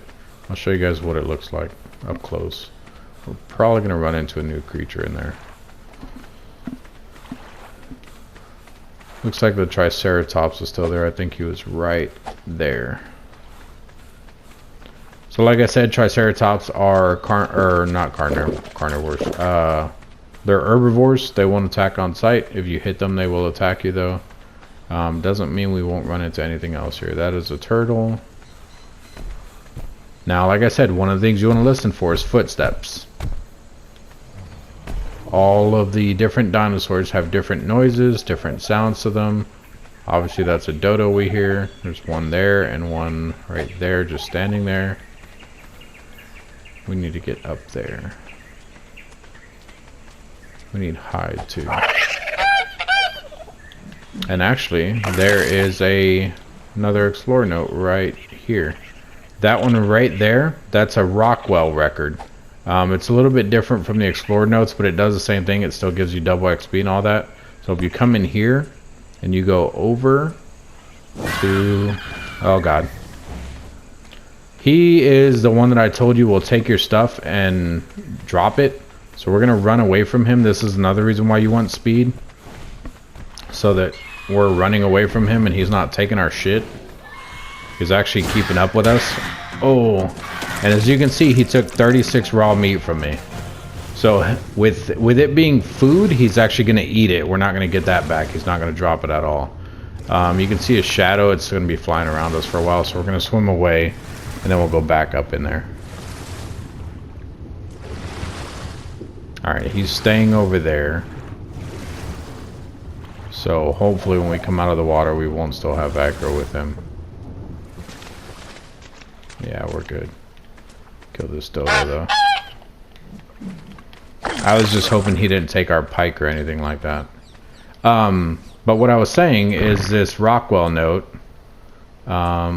Keep moving over. It's in here. So we have the Helena Walker notes. We have Edmund Rockwell. These are, it's his. It works just like the other things. How did I go over it before?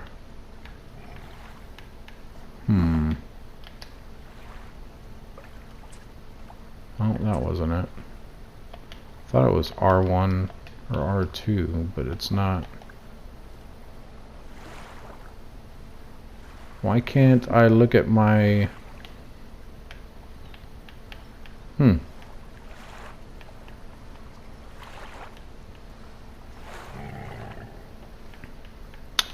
It won't even let me pull up the dinosaur ones, and I'm not sure why.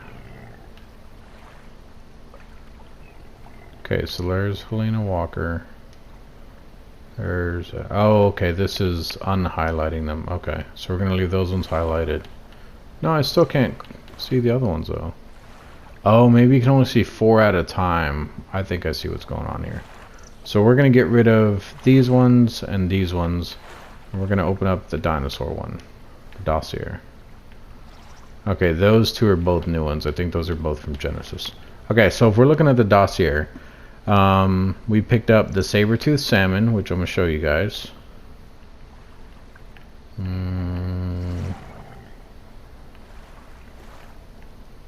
Saber-toothed salmon.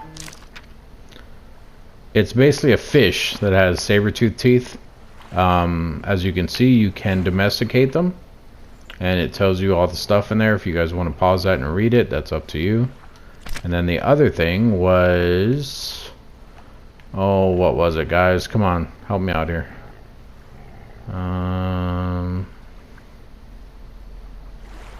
The Daedon. These guys are pretty vicious. It's basically like a wild boar, except they're huge. You can tame them as well. One of their special abilities, they can actually heal other tames that you have.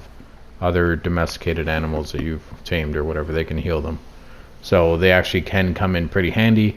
I will say this though, when they're healing, they require a lot of food. You have to feed your pets. You always have to have food on them. So if you have him healing, you may want to stock him up with as much food as you can, because he's going to go through it like crazy while he's healing. And you can turn on and off the heals. I don't know if you guys notice, if you hold circle, there's whistles in here that you could do. If I whistle right now, it's not going to do anything. The whistles sound different. Come on. And he's... you know what? Let's see if we can kill him.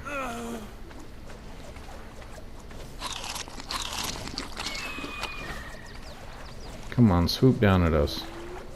No? No, you want to.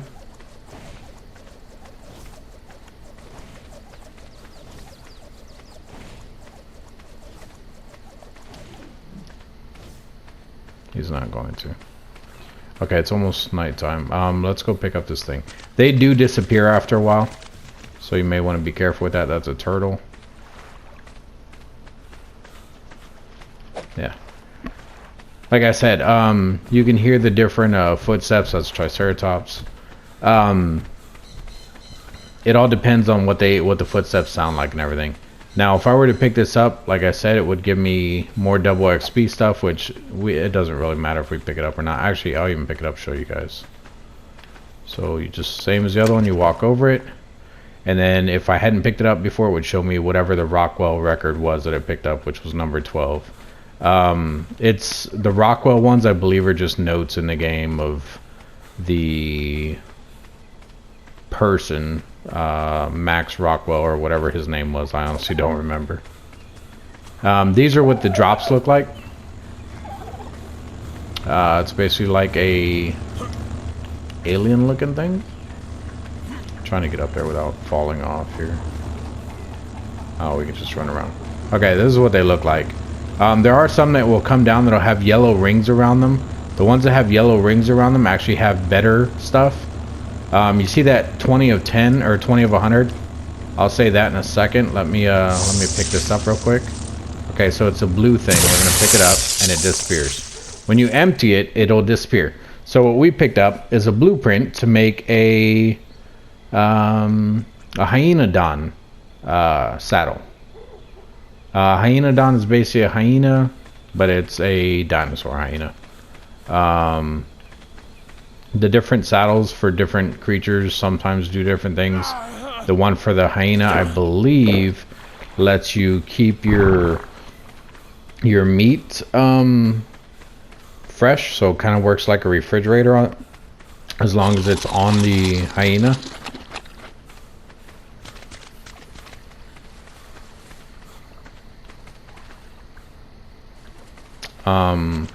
Now that 20 of 100 that I pointed out as I was picking it up, the reason why I hurried up and picked it up is because it counts down. I don't remember if it's in 20s or 10s. I think it's actually in 10s, so I may have had a little more time. But basically it counts down in 10s, so it'll start at 100 when the drop first comes down. Once it hits the ground, it'll start counting down, so it'll go from 100 to 90 down to 80, and it'll just keep going down. Once it hits 0, that drop disappears, and whatever was in there you miss out on. So if you're running up to it and you have like a spyglass to look in the distance, you can actually look at whatever it is. Like, I don't know, you probably won't be able to see that one even with a spyglass. But if it was like where that one's at, you may or may not be able to see that one. But if you're, say one's right there where that rock is, I know you can definitely see that one. So if I'm right here and it's been there for a while, I don't know when it came down, I can pull out my spyglass and look at it. If it's at 10, there's no way I'm going to be able to run over there in time to pick it up. So you may as well just keep going. It's also a good thing to look at if you think there's players in the area, because if it's at 10, you can either run in there and try to grab it real quick, or you may just say, it's not worth it, I'm not going to go for it. So it's all up to you. But it's just something to keep in mind. Like I said, once it hits 0, then it's gone. So we're going to go ahead and put this in there. All of these items, I believe, that are blueprints that you find, some of them you can craft in your inventory, like while it's in here. As long as you have the fiber, the hide, and the ingots that this requires, you can craft in your inventory. Other ones you will actually have to put over here and craft them in here. Same thing with weapons and stuff that were made in here. So like this pike, if I wanted to craft it, obviously you guys seen me make it in here. If I want to repair it, it also has to be in a smithy, and you scroll over it and you hit triangle to repair. And as long as you have the items that it costs to repair it in your smithy, it will make it. Now you see a whole bunch of new folders in here. This is all stuff that I learned from that other menu when we were in here. So some of these items, let me scroll down to where I know some are. So some of these items like this, it tells you right there in the light colored yellow, it says can only be crafted at smithy. So that means that I need 25 cementing paste and 75 ingots in the smithy. And then when I'm in the smithy, I will actually have to go to, I believe it's under structures. And then it would be under metal maybe, or no, probably pipes. And then metal, yeah. So here's a water reservoir. So you would have to click on this. Now if I had all the materials in here, it would actually be a lighter color. It wouldn't be darkened out like that. So if I go back, and we look at our weapons, and then we look at our melee weapons, All of these are light colored because I have everything to make all of these. The sickle you can't really use as a weapon. I don't know why it I mean, I guess you probably could. I've never actually tried it. It basically it's just a sickle, and you use it to get more fiber than anything else, instead of like just getting the berries and all that. We needed more hide, which actually we have some in here. Haha. Sorry guys, I do get sidetracked a lot. We need fiber. We need 125 fiber. We may have that. I think there's some in here. Yeah, we have 300 in here. Okay, so we're going to craft this. Where's it at? And you see how all these ones turned light? It means now the stuff that I have on my character, I can craft all of this stuff. But we are looking for this raft right here. So we're going to hit R2 on it to craft one. And you're going to see my weight shoot up. Well, actually that's not my weight. There's my weight. So it's at 96. When it crafts it all the way, you can see it in the bottom right crafting. And the bottom left while we're in the screen. So now it went from 96 to 181. So that raft we're carrying weighs a lot. I'm going to put this 1 point that we got into melee damage. I believe we're at 330 melee damage now. Yep, 330 melee damage. And here's our raft in our inventory. So the way to put this down, it's actually nighttime and foggy, so that is horrible right now. I'm not going to put it down yet. You would basically come to the edge of the water and you'll put it down here. Now as you can see, if I move away from the house, if you look at the house while it's lit, you can see light coming off of it. If it was stone or metal, I believe it would be, you'd still be able to see the light, but it'd be less light. If I had just a campfire out in the middle, like out here in the wild, you could see it from really far away. You have to be very careful with that on public servers, because if you're making a campfire at night, you may want to think of the movie Hunger Games, if you've ever seen it. It's like a beacon to let other players know that you're there. It would be really easy, say right there where my house is, there's a campfire lit up. It would be really easy for me to walk up out of the dark, kill somebody, and then go back into the dark, because I will be able to see him a lot better than he'll be able to see me. As you can see, I can see everything around that light, but when I'm in the light, it's hard to see outside of it. Like I can barely even see that rock that's right there that I was just standing next to. So that's just something to keep in mind. The sounds that you guys are hearing in the background, they're just ambient noises. It's supposed to be creatures. I don't think anything actually sounds like that in the game. At least I've never come across anything that has. If I have, then I definitely don't remember. I pulled out all the cooked meat. We're going to throw some more raw meat in there, and we're going to put the cooked meat that we have in here.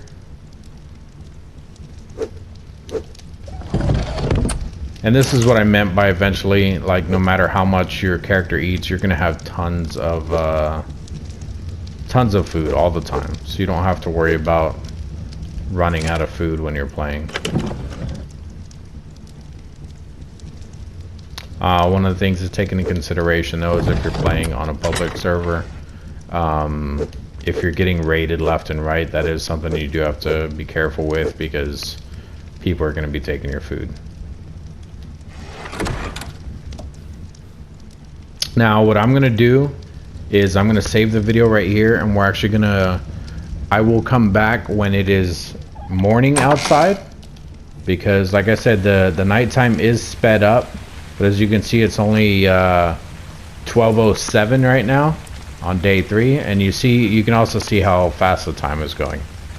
But with it being raining, and I don't see fog really, but with the rain it's harder to do stuff at night. I will show you guys other gameplay at night, but with the rain it's just not a good one right now, and I'm trying to show you guys some other stuff. So for now we will skip out on the nighttime, and I will see you guys back in a little bit when it is daytime. Alright guys, it's getting a little bit brighter in the game. Welcome back. Well, I mean, I guess you guys didn't really go anywhere. But, a couple things I wanted to point out real quick. One, when it turns 6 o'clock, right now it's 4:27. When it turns 6, you'll hear the music. Try to pay attention for that. It comes in really handy when you're in a public game instead of hitting circle to look at the time. Another thing is when you're up to an item that you can interact with, if you look on the right side where your little stat bar is, like where it shows your hunger and all that stuff, if I come up to this rock, it has a little circle that now appeared with like a line through it, and it has like a pick and stuff. It's basically telling me that to collect from this rock that I need either a pick or an axe or something. So if I put one in my hand, now that circle goes away and it has like a little shovel and pick symbol in there. Same thing with if I come over a plant that I can pick up. If I have something in my hand, it'll show the circle with the line and a hand behind it. If I put that away, it'll show just a hand. This just means that I need to have only my hands out to be able to pick up this plant. Another thing I wanted to point out is on the PlayStation, it's the same on PC and Xbox, I just don't know what the buttons are. But on PlayStation, if you come over, instead of hitting triangle a bunch of times to pick up this item, you can literally hold triangle and it will pick it up until that plant goes away. Like so. I only held triangle, I didn't keep hitting it to pick up every time. Now you can do that. You can, if you want to tap the button a few times to pick up items instead, you could do it that way. So if I just keep hitting triangle, it does the same thing. There's no difference as to how many items you get from it or anything. This entire time during the night, I've just been getting supplies, just a little bit of wood. I killed like a dodo or two, and I think a turtle to get some hide. And then I've been picking up a whole bunch of berries and stuff. So I'm gonna hit circle and I'll show you guys everything I collected. This is all the stuff I got. The hide I already put in the house. The whole reason I did this is because I want these narco berries right here. And I'm gonna show you why right now. So if you come in here, I'm gonna show you guys how to make the narcotic. The narcotic is in here. If I hit consumables and then drugs, it's actually right here. So we need 5 berries and 1 spoiled meat to make 1 narcotic. So if I come in here, we're gonna put all of our seeds and berries in here first, except the narcotic ones, or the narco berries. We're gonna drop off the rock and the fiber real quick. Come back in here, pick up these 68 narco berries. So we have 169 narco berries on us, and we have 58 spoiled meat. We're gonna take those 2. Go back to your mortar and pestle. You're gonna hit either triangle or square. Put all of them in there. And now when you come in here and you look at the drugs, the narcotic, it's going to tell you up in the top left you can make 33 of them. So we're going to hit triangle and it's going to start crafting 33 of those. These are 1 for 1, so when it says you're going to get 33, you're only going to get 33. The reason why I'm doing this though is the spoiled meat and the narco berries both spoil even though they're in the fridge. It'll take longer, but they will spoil. The narcotic, on the other hand, does not spoil. There's no spoil time on it. So we're going to make as many of those as we can, and we're just going to leave that there. And we're gonna head out. There was one other thing that I wanted to point out. Or no, I didn't want to point it out, but I wanted to show you guys. So we're gonna grab some of this stuff. We're gonna come over here. And those 2 saddles that I learned, we are actually gonna make one. So you go under saddles. Not all saddles are made in this smithy either. Some I believe you can actually just make right over here. But if you come in here and you click on saddles, you can make the ankylo saddle and the thylacoleo saddle in here. We're going to make the ankylo saddle. So if we hit X on that, oh, not X, unhighlight that. If we hit R2 on that, it will make us 1 saddle. So we're going to hang out for a minute.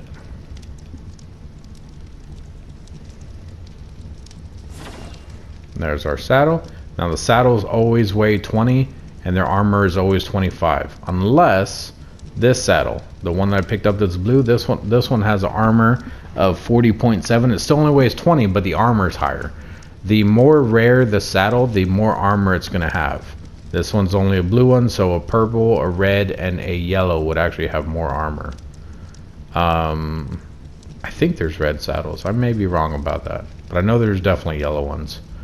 And then the other saddle is actually in this menu because we can make it in just our inventory by itself. That is the Argentavis saddle. You guys haven't even seen the Argentavis yet. You don't even know what it is, but I will show you.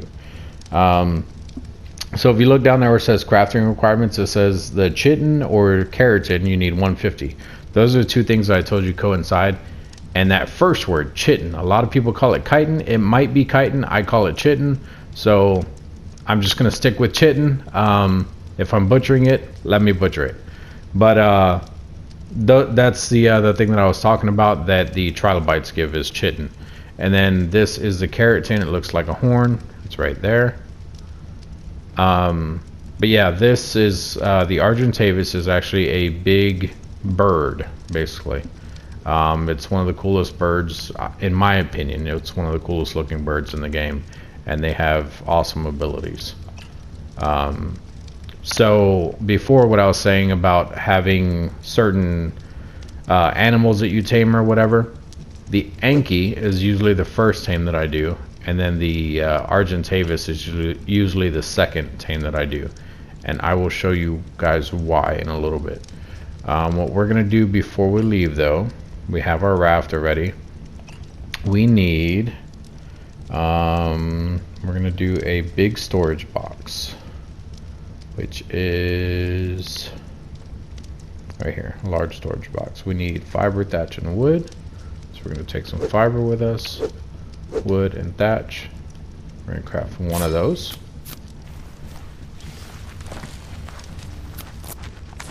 And then we should actually make another smithy. But we still have not put on any armor yet. Because we actually got so high in the level, I'm actually going to use the armor I like, which is the metal armor. So we're going to make one glove. Well, one set of gloves, one set of shoes, the chest piece, the legs, and the helmet. And as you can see, it started blacking out. That's because I'm really low on metal. So I had just enough to make a full suit of armor. And I will show you guys what it looks like on my character. And like I said, you can also paint your armor. Even though it's metal, you can still paint it. Some colors kind of make it look duller, like less bright, and then other ones kind of make it stand out more. So just be careful when you're painting it as to where you're living. If you're living up in the snow, maybe you want to go with white. If you're living like out in the woods, maybe you want to go with green. It all depends. So if I hold the touchpad, it has a whole different radial menu. You want to go to the toggle orbital camera, which this camera is really wonky and I hate it, but this is what my guy looks like right now. So if I hit circle, we're going to start putting his stuff on. We're going to do shoes, pants, chest, gloves, and helmet. And obviously you can see it right over here what he looks like, but I wanted to show you guys out here just so you can see what it looks like in the actual game besides just looking at your chat menu. I believe, I might be wrong. There we go. I'll just say there's a way to zoom in and out. Well, I just screwed that up. Okay, so yeah, you can zoom in and out. You can actually go under. Like it's a pretty crazy camera. I don't like it. It's nauseating if you don't know what you're doing. But yeah, you can also spray paint in this game. So if I wanted to put just like a strike across his chest and that's it, I don't have to paint the whole set of armor. The painting is different in different ways though. So like if you want to paint with, like I said, just a strike, I believe you need a paint brush, or no, the paint brush I believe paints the whole item, or at least a whole part of the item. And then the spray can type thing, it's just a spray thing. That is how you do the other one, I believe. I could be wrong about that.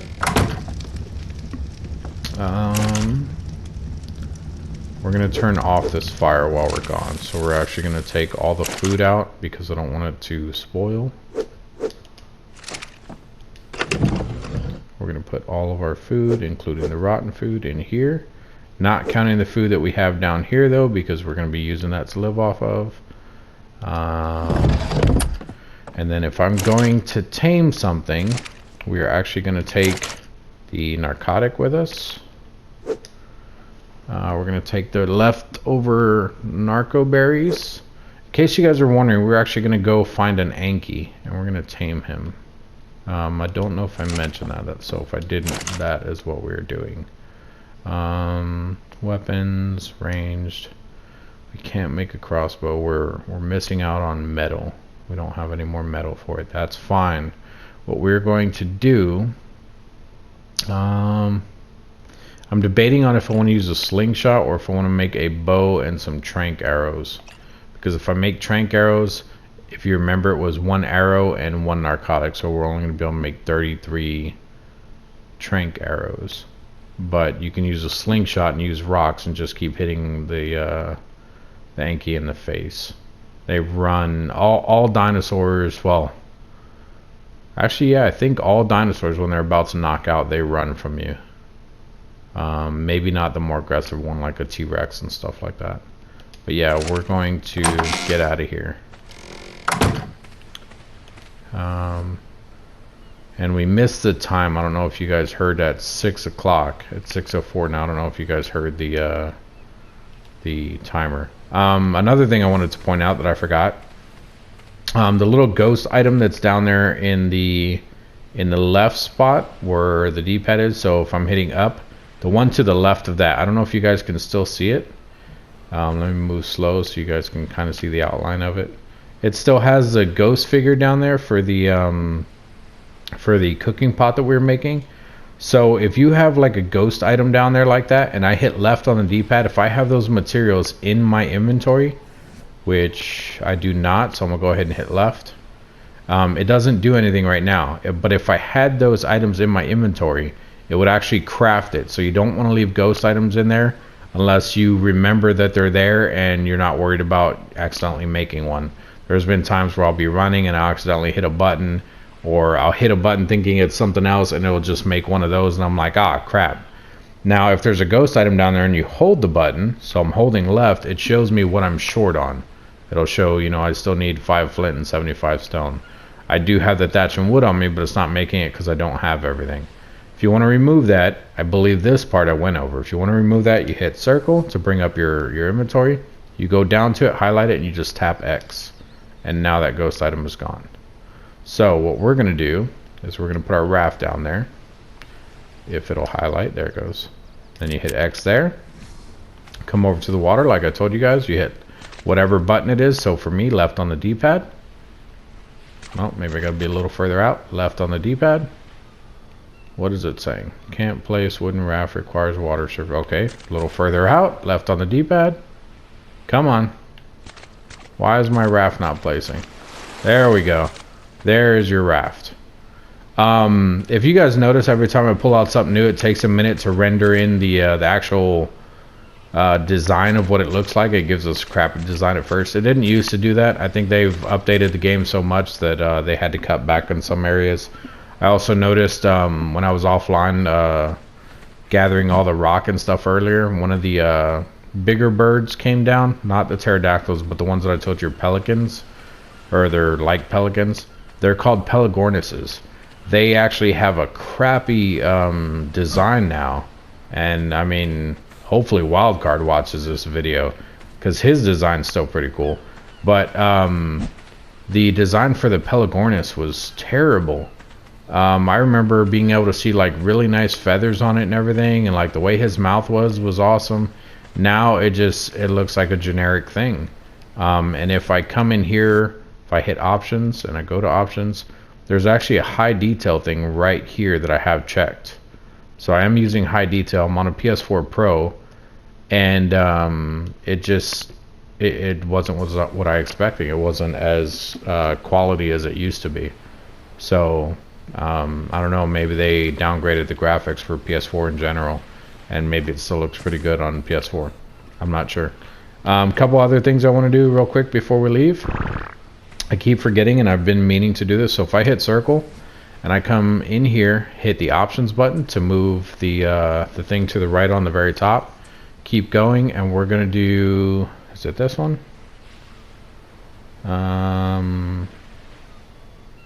Yes, it's this one. So right now at the top left of the screen, over, I can't even highlight it, above right here, it says Tribe of ChaosEclipse. We're actually going to come in here and we're going to rename the tribe. Now normally you don't even have a tribe. I believe I do, just because I'm in a single player game, but we're going to rename this Rare Breed. This is normally my guild, my tribe, whatever you want to call it in any game. So we're going to pick Rare Breed. We're going to hit accept. So instead of saying Tribe of ChaosEclipse, it says Rare Breed. Now the whole reason you want to do this in a public game, I mean you can also join one, a tribe. The whole reason you want to do it in a public game is because it shows you everything right here that you've been doing. And it will keep the log forever. So if we go all the way back, this right here was when we created the game. And then the only things that we've done is we created a campfire and then we did cooking pots. And actually this isn't right because it doesn't show us making our house or anything. Maybe it's because we didn't have the tribe made. But I don't know why it says day 1 I was added to the tribe and then it left out the other stuff. Normally it'll have everything though. Like it'll have every time we demolished, when we broke down our house from thatch. Well, when we built it from thatch would be in there. When we broke it down from thatch and made it into wood, that will be in there. But the main reason that you want this is when you tame a creature, it will be in here. It'll say ChaosEclipse or whoever the tribe member is. Say I had another person in my tribe. It'll say that person's name. It'll say he tamed, you know, level whatever.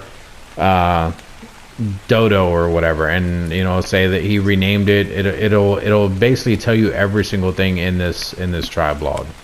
And then if you guys want, if you're the owner of the tribe, you can you write down here where it says leave tribe. You can leave it, which will, I think, automatically pass to the next person unless they leave too, or to the left, which I can't highlight them. There's promote up, promote or demote down, and then kick from the tribe. So that's if you want to get rid of other players. And then if you come over here to governance, you can actually change how the tribe works.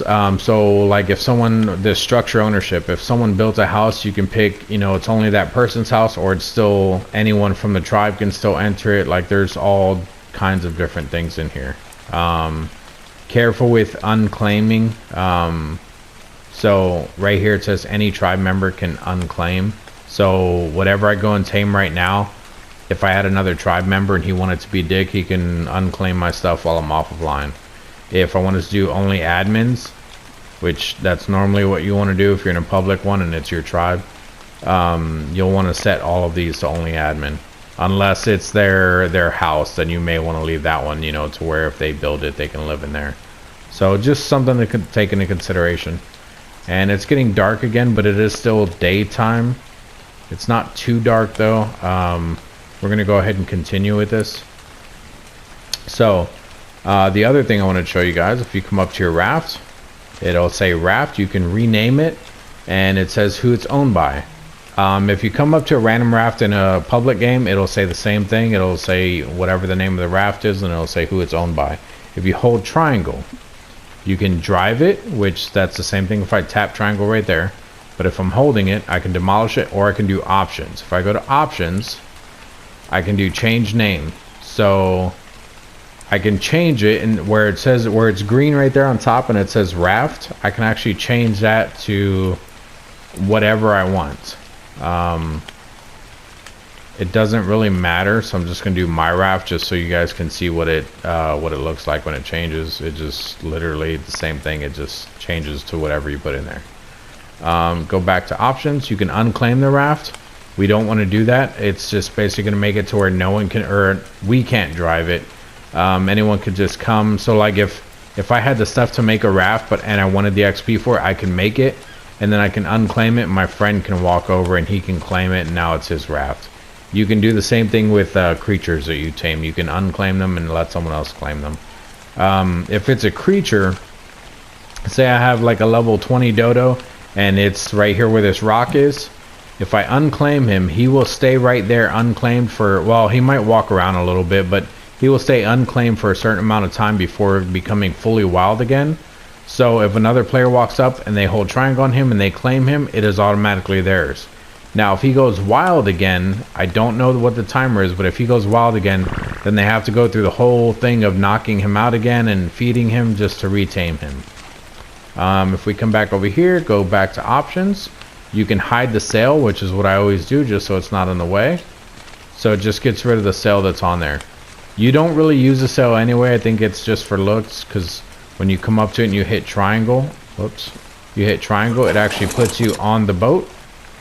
And you can't really see yourself, but you're standing on that little thing on the back. To get off, you just hit triangle again. But yeah, you're basically standing right here when you're holding triangle. The steering in the game is kind of weird, but we're not really going to worry about that. Now, the thing I wanted to do, we made this because we're going to put this right here. Now, I can actually build it over here, and it's not going to mess up anything. Obviously, if it's like that, it's showing that it's down in the thing. We can't do it there. No, I thought you could actually put it on the thing, on the side right there. But I think as long as it's green up here, you can still place it. So right there, and this is what we're going to do. We're going to place it right there. Now, if a dinosaur comes and he attacks that, it can get destroyed, and I will lose it. Same thing with in a public game. If a player comes and attacks that, you know, it'll lose it. If you're out in the middle of the ocean and this thing breaks, whatever you have in there will drop a bag. If the bag is not sitting on your raft and your raft didn't break, then it will sink to the bottom of the ocean. So you have to be really careful with that, because it is a very deep swim. And if you don't have scuba gear or anything like that, you will not make it. Yes, there is scuba gear in the game. I think you guys seen it when I was learning stuff. We're losing our narco bears. We had 4. Time keeps going. So we're going to throw all of this stuff in there. Actually, no, we're going to keep it all on us, in case we run into our surprise. So we're going to hit triangle on this. Up on the left analog stick, that's how you move forward. And then right is to turn. Whichever way you're facing, that's which way it's automatically going to steer. So if I'm heading off in this direction and I turn around and look this way to see if someone's behind me, my boat, if I'm still holding up, is going to try to turn around as well. So if you want to look around, you have to actually stop moving forward, look around real quick, and then start moving forward again. We're going to kind of go over deep water, but we're not going to stay in the deep water. And I will show you guys why, hopefully. It's the surprise I was talking about. I think we can... I'm not going to say it. I just want you guys to be surprised. I was surprised when they first added it into the game. It's kind of creepy, but it's also kind of... it's creepy. It's a little nerve-wracking as well. But yeah, we'll see new dinosaurs and stuff along the way, guys. So when we see the new dinosaurs, it'll be pretty awesome. You can also look down in the water if you point your camera straight down. Sometimes you'll see sharks and stuff in there. It's real deep though, like I said, so you're not always going to see stuff, and the ocean is actually very big. There is a border if you swim out that way. There's a border on the edge where you can only go so far. The dinosaurs in this game are sometimes glitched, like this dolphin right here. It looked like he swam up out of the water. Now he's just sitting there. It's probably because he's dead. Yeah, he's dead. So if any fish comes all the way up out of the water like that, they die. That is a megalodon. The megalodon will not attack you while you're on the ship. And there's actually another thing down in there, which I don't know what they're called. But he has a whole bunch of dolphins and stingrays around him, which the stingrays are new for you guys. But so is that other thing. It's like a tiny whale, basically. But I think when you tame them, I think it's only temporary, if that's the one I'm thinking of. It's a temporary tame, and it lets you get better, if it's the one I'm thinking, I could be wrong, but it lets you get better quality out of drops if you pick up a drop while you have that thing tamed. Because there are drops that appear in the water. They don't look like those ones though. That's a normal land drop. The ones in the water are more, they're just kind of sitting down there, and they're smaller. You have to kind of go up to them. So we're actually making our way, can't really see it. It's another megalodon. Can't really see it. There's an island out there that we're making our way towards. Not that. That's not what just spawned in. That's just a rock. The island that we're making our way towards is what everyone refers to as Herbivore Island. There's nothing but herbivores on the island. Well, he looks like an energetic shark. It's also pretty cool looking. White. There's another one. There's nothing but herbivores on the island, and a lot of people usually set up there. There's also metal on that island. It's a good place where if you can go, ooh, that's a nice looking one. If you can go there to set up your island, you should do it. It's fantastic, but it's also usually blocked off if you're on a public server. People will try to set up there and they'll build walls around it. Eventually, whoever the alpha is on the server will come and raid them, and there may be a time where it's open, or they may be the alphas on the server and you're never going to get that island. So there's a lot of different things. That's a turtle on the beach. I don't know if we're gonna run into one of these things. Oh, earlier what I was talking about with the birds, and well, not the birds, but the special abilities of different creatures. This is a Pelagornis. This is one of the, that's actually jellyfish down in the water right there. This is a Pelagornis. That's one of the ones I told you look like a pelican. One of their abilities is they can actually land on the water while you're flying them. So if you're riding him and you know he's running out of stamina, you can actually land on the water and he will sit there and float kind of like a duck while you're on top of him. It's pretty cool. The jellyfish in the game are extremely annoying. If you get too close to them, they will start shocking you, and you cannot swim while you're being shocked. Usually if you get caught in the water by a jellyfish, you're dead. Unless you're on a tame, then you might get lucky, but I've seen them kill tames too because they will stun your tame. There's a jellyfish right over there. They do kind of glow like that, so they're easier to see.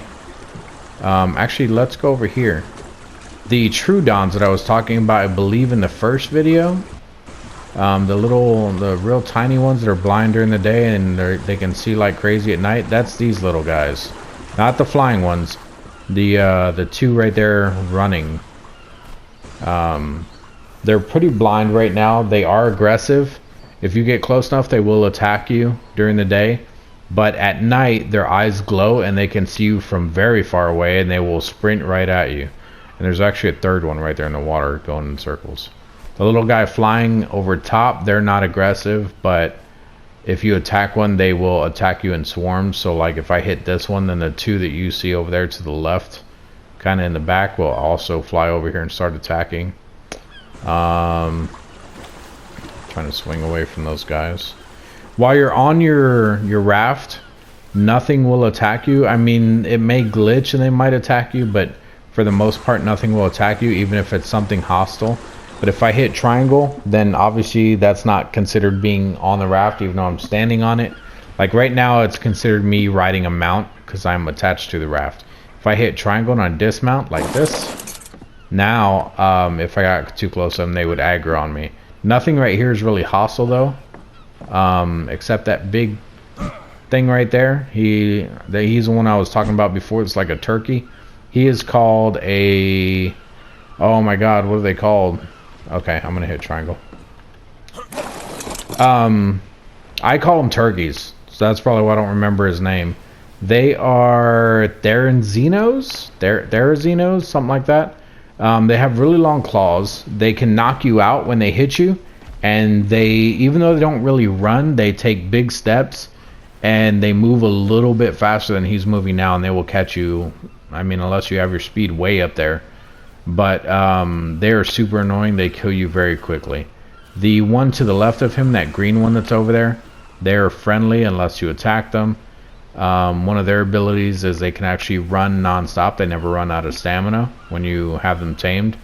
They are called... oh, I don't even remember what they're called. I think it's something with a G. Let's go look at this one over here because he's one of them too. Like I said, the steering on this raft is stupid. I'm making sure I'm away from that other guy. What are you called? It's an iguanodon. It has a G in it. I was close. Let's get back on our raft. Okay, and you see how I had to jump up to get to that? You don't always have to jump to it. Technically, you can come up from underneath of it. As long as it says drive, you hit triangle and you can drive it. So let's hit triangle. I just wanted to see if there was anything in the water. That's why I turned. Let's head back out this way. We're going to follow the coast. There's the island out there. You can't really see it because of that glare. The glare used to be worse than this, guys. Like I said, they have fixed it quite a bit. It's the bloom in the game. You used to actually be able to deactivate it. And for some reason, they took that out. It makes no sense as to me why they did that. To where you can't fix it. But it is extremely annoying, though. Oh, is that what I wanted to show you guys? I don't think it is. I think that was just a shark fin. That's a shark right there.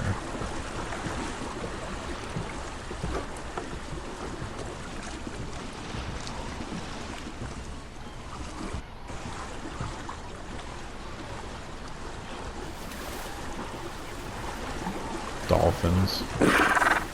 Don't kill yourself. Go back in the water. Yeah, see, he's on the verge of killing himself if he goes any higher. There he goes.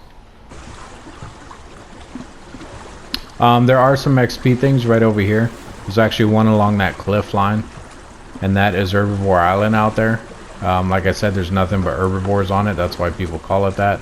And it's a good place set up just because there's metal and everything there. You can, from that beach, you can swim across here. The water's not real shallow, but a lot of times there's nothing too deadly in the water. That's not always the case though, so you do have to be careful. I would say dip in and look around, see if you see anything. If you don't, or if it's there but it's kind of far away, you may still be able to make the swim. The speed, I don't think the speed for your character does not affect you in the water. So like if you're upgrading your speed thinking you're gonna swim faster, I don't think it works like that. Before we get on this island, you guys are gonna see some new dinosaurs here. That's a Stegosaurus on the right up there. Before we get in this island, I want to circle it with a raft. Hopefully I can see, or I can aggro one of these things. There's a giant fish in the water. This is the surprise that I wanted to show you guys. I haven't seen one yet though. They make a crazy sound and it's nerve-wracking. There's the Pelagornis in the water. Well, he's flying now. I was gonna try to drive up to him and show him sitting on the water. I call them leadies, but I think it's like a Leechtrosaurus or something like that. The big whale thing that's in the water. It is ridiculously huge, and it makes this really loud whale sound. And it will actually attack your raft. Your raft can take 3 or 4 hits, I think, maybe 4 or 5. That thing right there on the left is the little pig thing I was talking about in one of the other episodes that they have really loud footsteps, and it sounds like someone's gonna eat you if they're behind you, but they're harmless. They run from you non-stop. On the left up there, that is an Ankylosaurus. That is actually what we came here to get. They will attack you if you hit them, but they are herbivores. They eat plants. So nothing on this island will be aggressive towards you until you attack it. Same thing with the Stego. There's Triceratops here. There's also Brontosauruses sometimes. When we get off, we'll look at all the different dinosaurs. I just want to see if I can attract this whale thing. They're not always around here, but they are popular in this area. There's also a map. You can look them up and see like their areas where they're at. I just want you guys to see it. But my point is though that when you're using a regular raft like this, Your raft can take, like I said, 3 or 4 hits or 4 or 5, something like that. And what it does is it'll damage your raft. If how you have your health bar in the bottom right, if you look at the top right, we have a health bar up there too now. That is the health of our raft. When that thing hits 0, everything on your raft breaks, including stuff that you have in your chest, all of it. It all drops and it all sinks. You will fall in the water. It sounds like there's something behind us. Maybe not. Okay. Like I said, it's a little nerve-wracking swimming in this water with that whale, knowing that whale thing is out here somewhere. There's usually 2 or 3 on the map at a time, I think. I think the most is like 3. I don't think there's ever more than 3. But they're pretty fast. They can keep up with this type of raft. There's a motor raft now that they introduced into the game, but it takes a lot of materials to make. That raft can actually outrun the leady, so you don't have to worry about it. But with this, it's pretty bad. That is the little whale thing. Oh no, he is an alpha. He still won't attack us. He's just a regular megalodon, but he's an alpha megalodon. You can't really see the red glow on him. He's a bright red, which usually indicates an alpha as well. But if I stopped and jumped in the water, you'd probably be able to see the glow on him. Let's see if we can see him from over here. Usually anything that's bright red like that is an alpha. I'm just checking the beach, making sure it's safe. It's so bright right now. Yeah, okay, you see the like the red smoke coming off of him? That is what an alpha is marked with. That's the red. But then his skin was also bright red. So usually alphas also have that bright red tint to them, to their skin or whatever. The alphas are a little bit bigger than the normal size ones, so that's why he was bigger. I don't know if you guys noticed that. And then he also hits harder. He has more armor. Like they're crazy. If you kill one of those, any alpha, not just a megalodon alpha, if you kill any alpha, they give ridiculous amounts of XP. So another thing that you could do if you want to get some levels is you could actually pick up one of the double XP things here on land, one of the like Explorer notes or the Maxwell records or anything, and then find an alpha and kill it within the time limit. It does take a lot to kill an alpha. It takes a lot of damage. Most alphas aren't over like level 5. I mean, I've seen some higher level ones, but most of them are actually pretty low levels, but they're still extremely hard to kill compared to a regular one that could be like a level 150. But yeah, they give a lot of XP, and if we come across some later on, some on the land alphas, I will show you easier ways to kill some of them. So to avoid this this whale that's in the water, if I was to be attacked right now, if you stay in shallow water, because of how big they are, they can't come into shallow water. So what you can do to get around the map, if you want to use your raft and you don't have the motorboat, you don't have the materials for the motorboat, just literally stay up close to the shore. So if I swim over here, or not swim, if I drive over here and I come up to this, oh, there's another dolphin that killed himself. I wonder if they were meant to jump up out of the water and it just didn't work out right. Anyway, so like this right here is shallow enough to where he can't come up. Now you do have to be careful because there are points down further where right when you get in the water, the shelf drops off. The coastline, if that's what you want to call it. I'm not sure. It will drop off almost immediately, and they can actually come up pretty close to the coast. So just be very careful with that. And then there are also mechanical dinosaurs in the game, which if you know the lore, then you know why. I don't want to ruin it for anyone, so I'm not going to explain why, but I just want you to know there are mechanical dinosaurs in the game. I don't think anything can be mechanical. I've only seen a few of them. I believe there was one over here. Yeah, that parasaur right there. That's why I mentioned it. There are also explorer nodes here on this island. I think there's 2 or 3 of them. So actually, let's go inside the little coast that's here. We're gonna go inside this little bay area. Which actually there is an explorer node right out here. I think it's on this one. Maybe it's one to the left. Nope, there it is. That little box right there by the palm trees, that's an explorer node. And then there is one right here to the left by these rocks.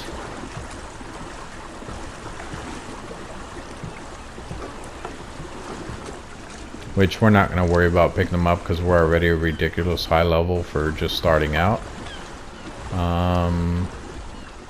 I don't see it at the moment.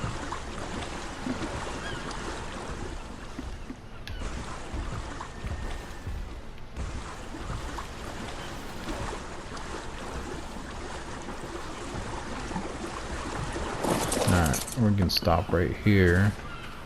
Explore node's somewhere right up in here.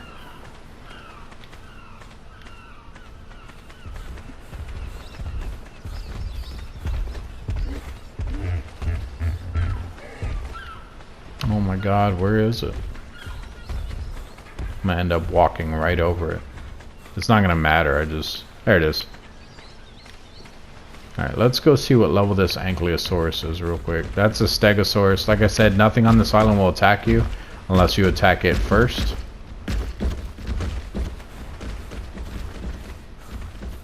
Now, I was a really big fan of dinosaurs when I was a kid.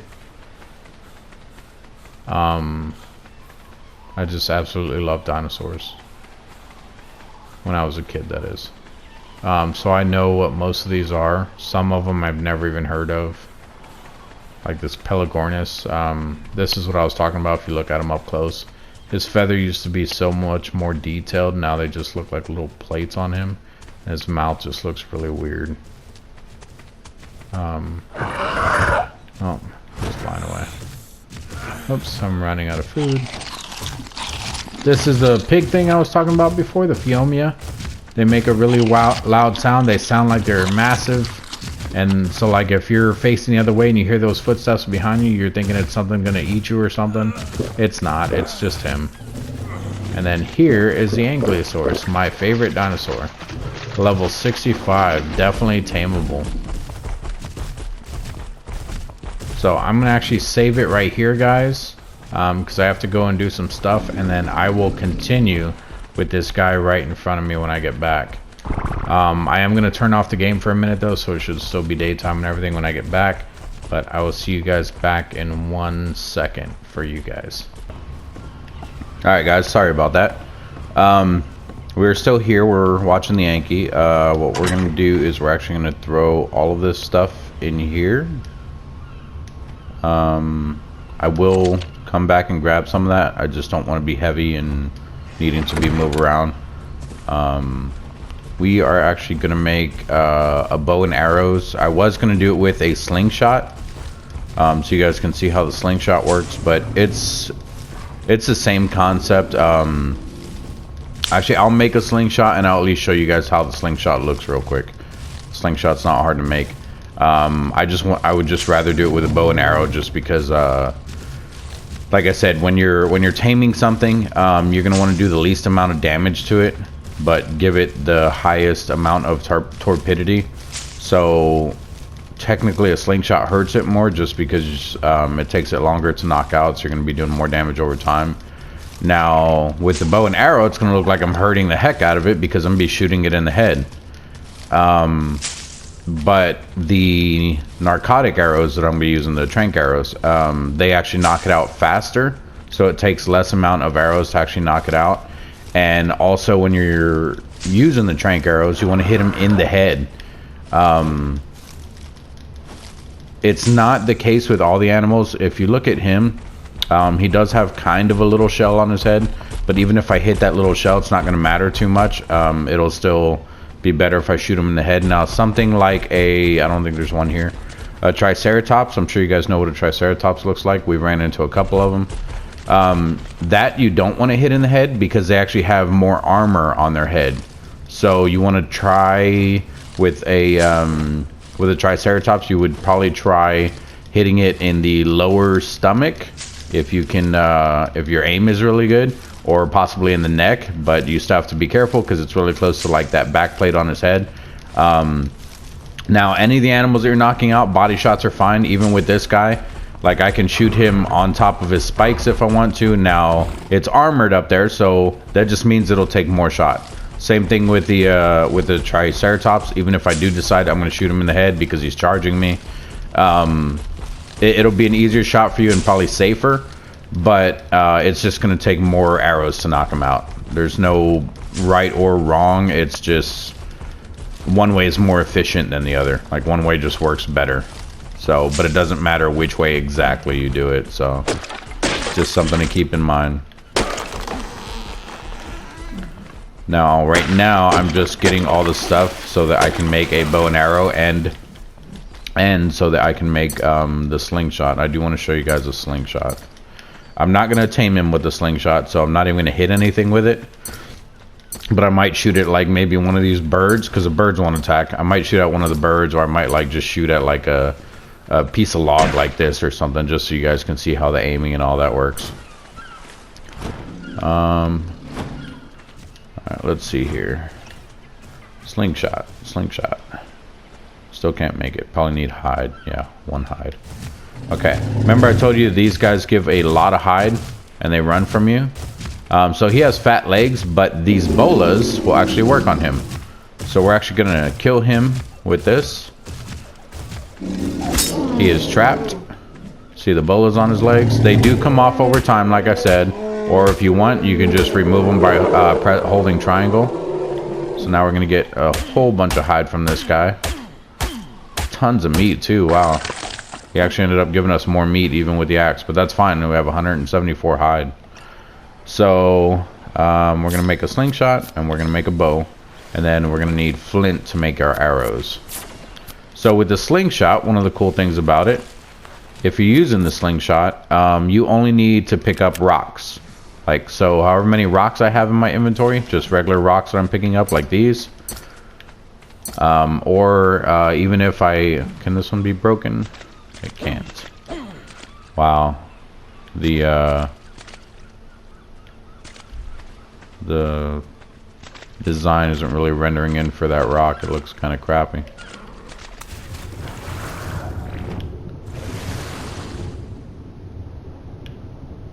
I'm just looking out in the water.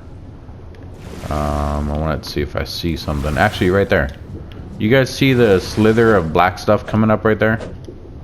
On the bottom, over the edge of the shelf right there. It means there's actually oil down there. You can use oil for a lot of things in this game, but it's for more advanced stuff, so we're not going to use oil just yet. But I did want to show you guys that there is oil in the ocean.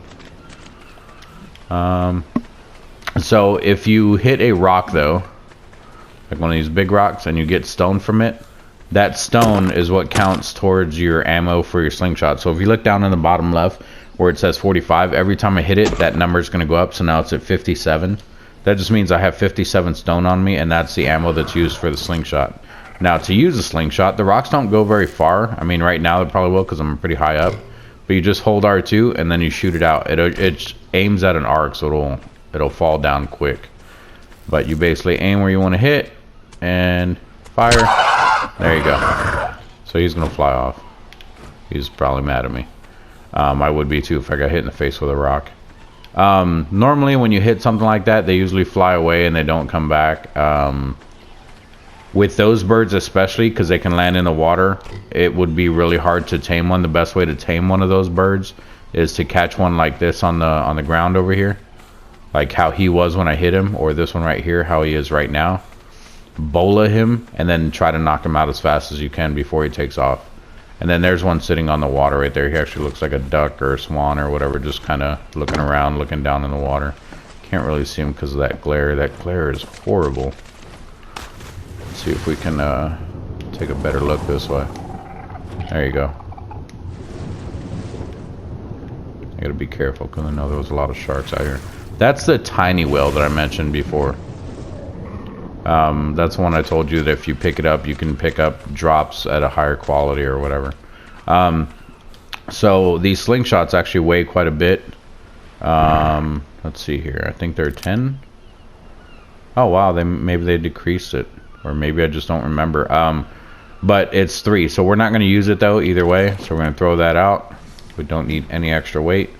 And now I'm going to get my pick, and I'm going to go get flint so I can make at least 30 arrows. With the taming and everything that I have turned up, it shouldn't take long to tame this guy. We have more than enough to make arrows. So we're going to make all of them. We're going to hit triangle. It says it's going to make 69. That's fine because we can always use extra arrows later in the game. So I just hit triangle. It's making all 69. Obviously, arrows don't take long to make. That's why it's going super fast when it's crafting them. And you're getting tiny bit of XP every time one makes. If you look at the XP bar right there. So. And then, so now we can make the trank arrows, which are right here. But I have to grab the narcotic off the boat because I put everything back in there. And this is what I mean by you move slow anytime you're crafting anything. Like this is me trying to go max speed. I can't even run. And now I can because it's done. So we're going to go grab the narcotic. Now if you have the bow the way I do, that's fine. If you have a crossbow, it hits harder and it's easier to shoot. Just because the shots are more straighter. And then there's also a compound bow later. But I don't think you can use regular arrows with it. I think you have to actually use like the metal bolts. But that's something that you can craft with it as well. So we're going to grab these. And we're going to make all of our trank arrows. See, and these take a little bit longer to craft. So we're going to take our bow, we're going to put it down here.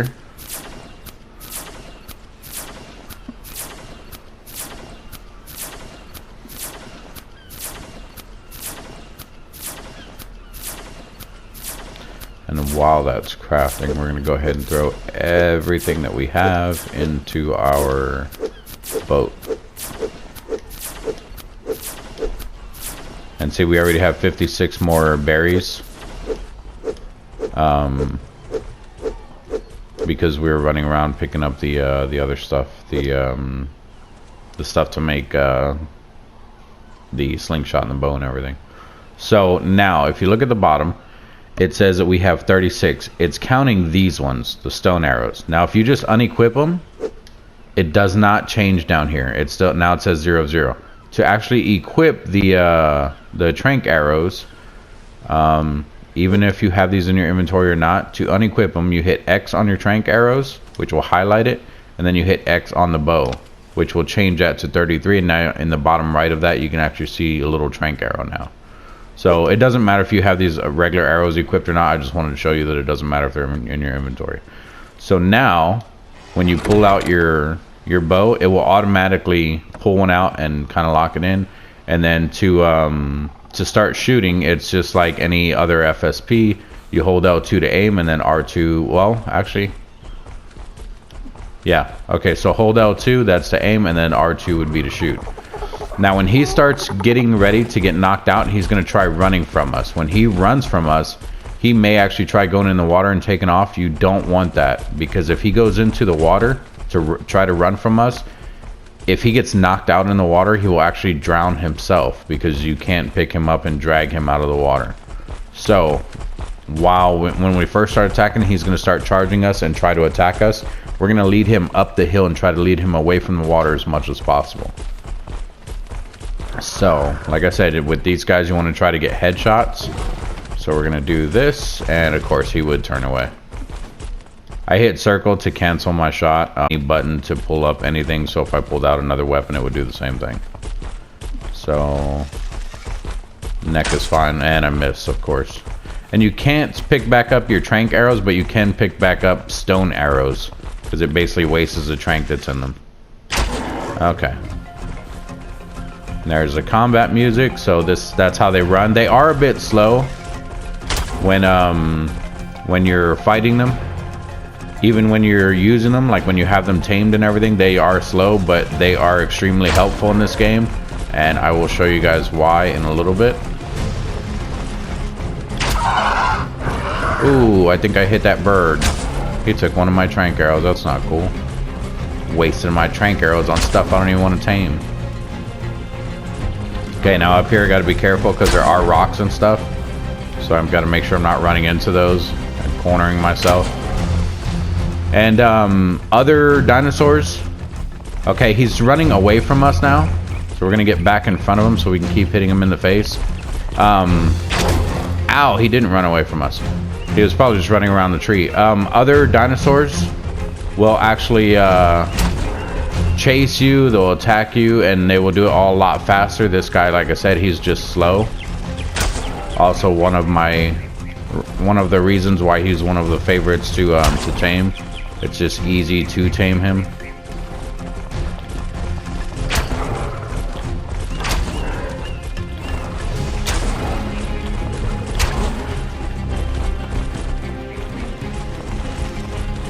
Okay, he's stuck right there. That is actually perfect. So we're gonna put as many trank arrows into him as we can. Okay, so now he's trying to run away. So even if I get close to him, he's not trying to hit me. He turned away, which means he's trying to turn around because he has a wide turning radius. So now he got turned around. He can actually jump off this cliff that's back here, but it won't matter.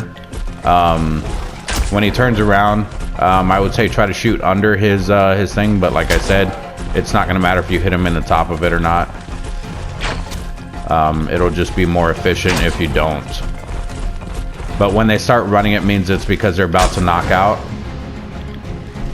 So we're just going to load him up with as many trank arrows as we can.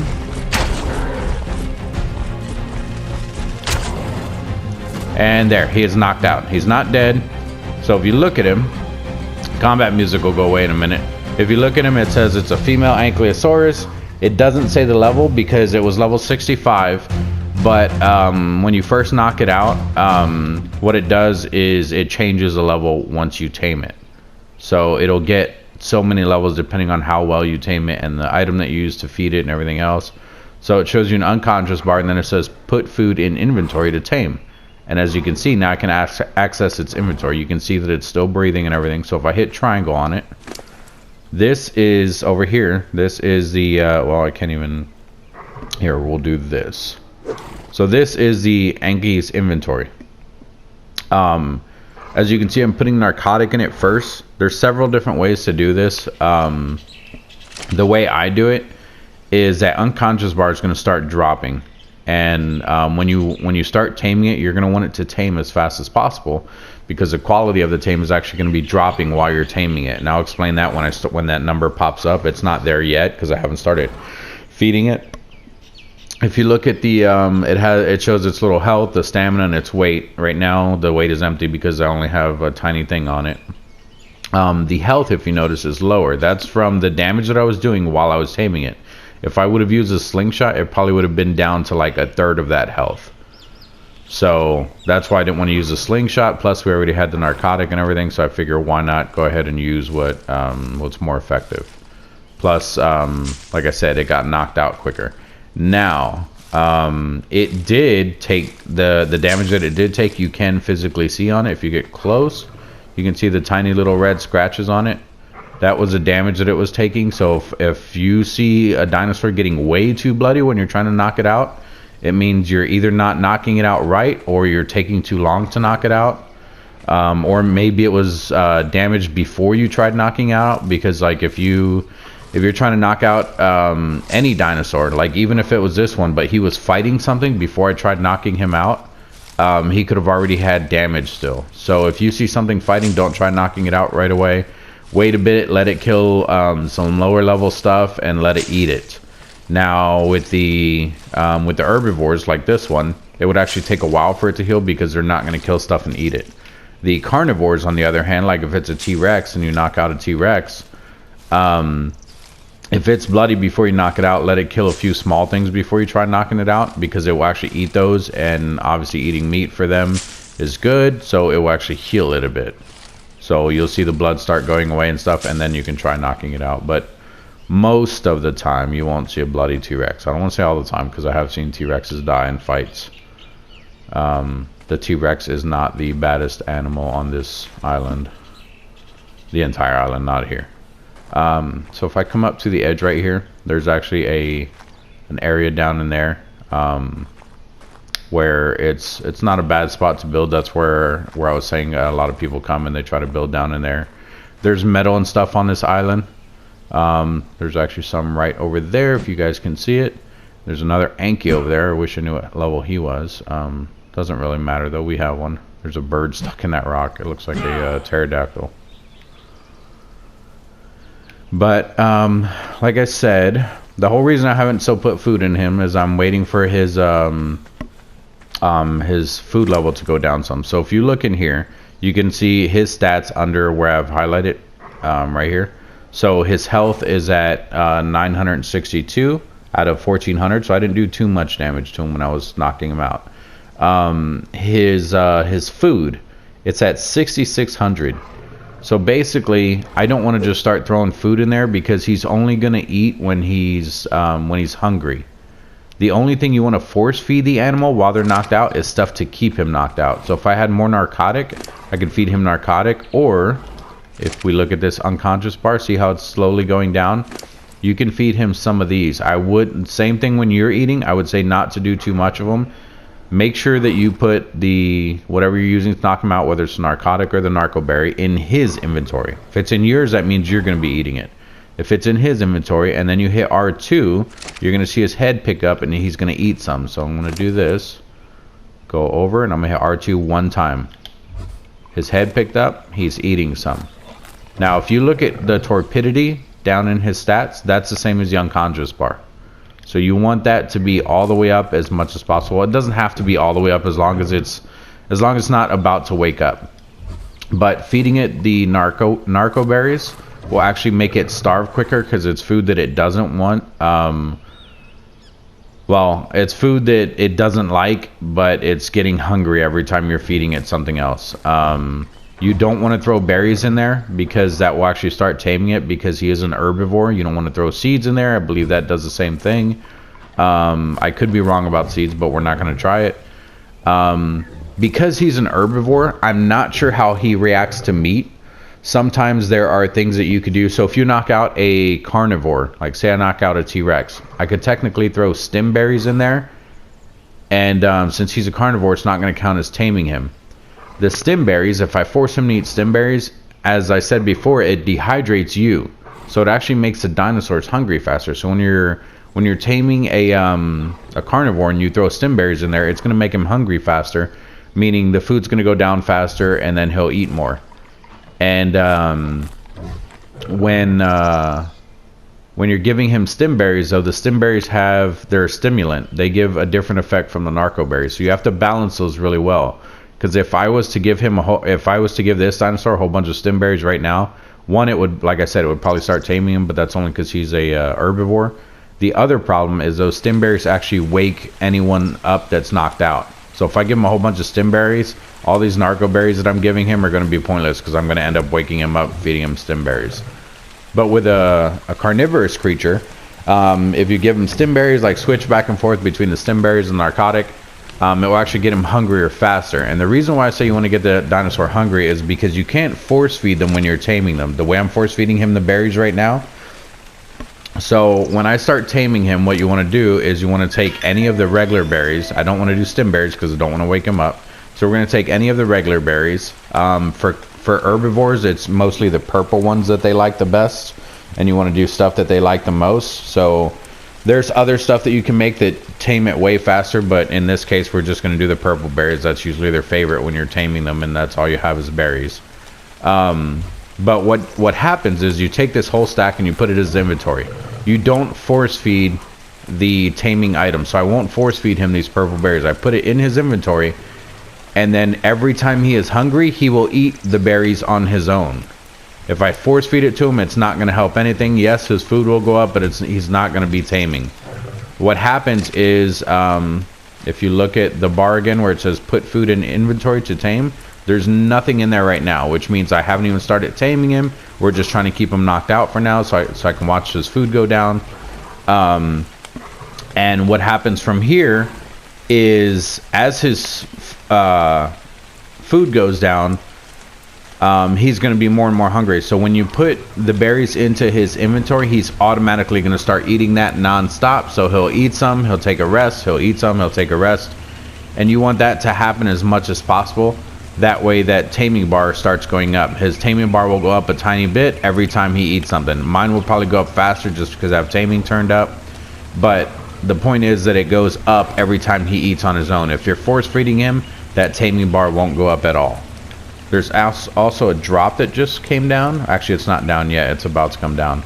When you see a bright light like that in the sky at the top of the drop, that means it's still coming down. When that bright light goes away, but the blue line is still there, that means the drop is all the way down. So I can't really tell. It looks like this one actually may have a ring around it, but that just might be the bright light at the top. So what we're going to do is we're going to wait for this drop to come down. I'm going to show you what's in the drop because I'm going to grab it with you guys. And then it's actually going to take a while for him to start starving. So we're actually just going to hang out, and I will probably cut the feed again until he's almost closer to, or not almost, but until he's a lot hungrier. Well, I keep saying he, it's a she. Once she's like really hungry, then I will start up the stream again, and I will show you guys how the actual taming process goes. But for now, while the drop is coming down, I'll give you guys some tips. So, like I said, when you're taming them, you want to feed them better stuff. When you come and look at this, you see under the health and between the conscious bar and the health, there's a big empty spot right there. It will actually say like a taming percentage and stuff like that.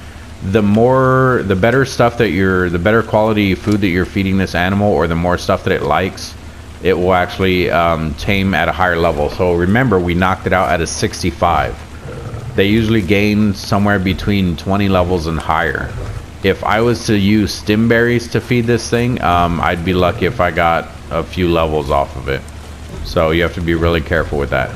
Now I'm feeding these narco berries a little faster, just because I want to try to get that torpidity up.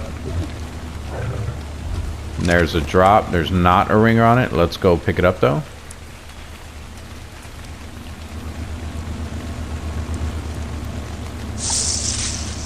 Okay, so it's giving me a blueprint to make a smithy, which we don't need because we already have.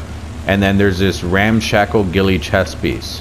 This is not a blueprint, this is the actual chest piece. So when I pick this up, this is now a chest piece that I have that I can just wear. Thought there was other stuff in here, but I guess not. Maybe it's only in the public servers. In the public servers, you actually see the things to fight the boss. Maybe they changed it. But there was extra stuff in these before that you could look at to fight the bosses. When we approach one of those obelisks, one of the big ones that I mentioned before, that I forgot what they were called, that big thing over there, that thing. When we get to one of those, I'll show you guys what it looks like to do a boss and all that. Now, if I'm living on this island on a public server, or even if this drop comes near me when I'm over there and I already grabbed the stuff I want out of it, you don't want other players come into your area. Like you could be maybe farming something in this area, or you could have a tame knocked out like I do. So what you want to do is you want to go in here and you want to hit L2 on this item to throw it out. So since everything was taken out of the inventory, it disappears, and now as far as anyone knows, there was never even a drop here. Now you do have to be careful with that too. If you know for a fact there's players in the area, you may just want to leave that item in there and then try to pick them off when they're looting it, because if you do that and they seen that drop had just come down, they're going to know someone is in the area, because there's no way that it would disappear that fast. These metal things right here, these are metal nodes like before, the gold ones that we've seen before, except these have a lot less in them. That's why they look like stone and gold mixed. And then there's the full gold ones over here. I believe there's full gold ones here. Is it these? Yeah, here's some. Well, here's one. Thought there was more than that. Maybe they're over there where we're at. There's some on this side too.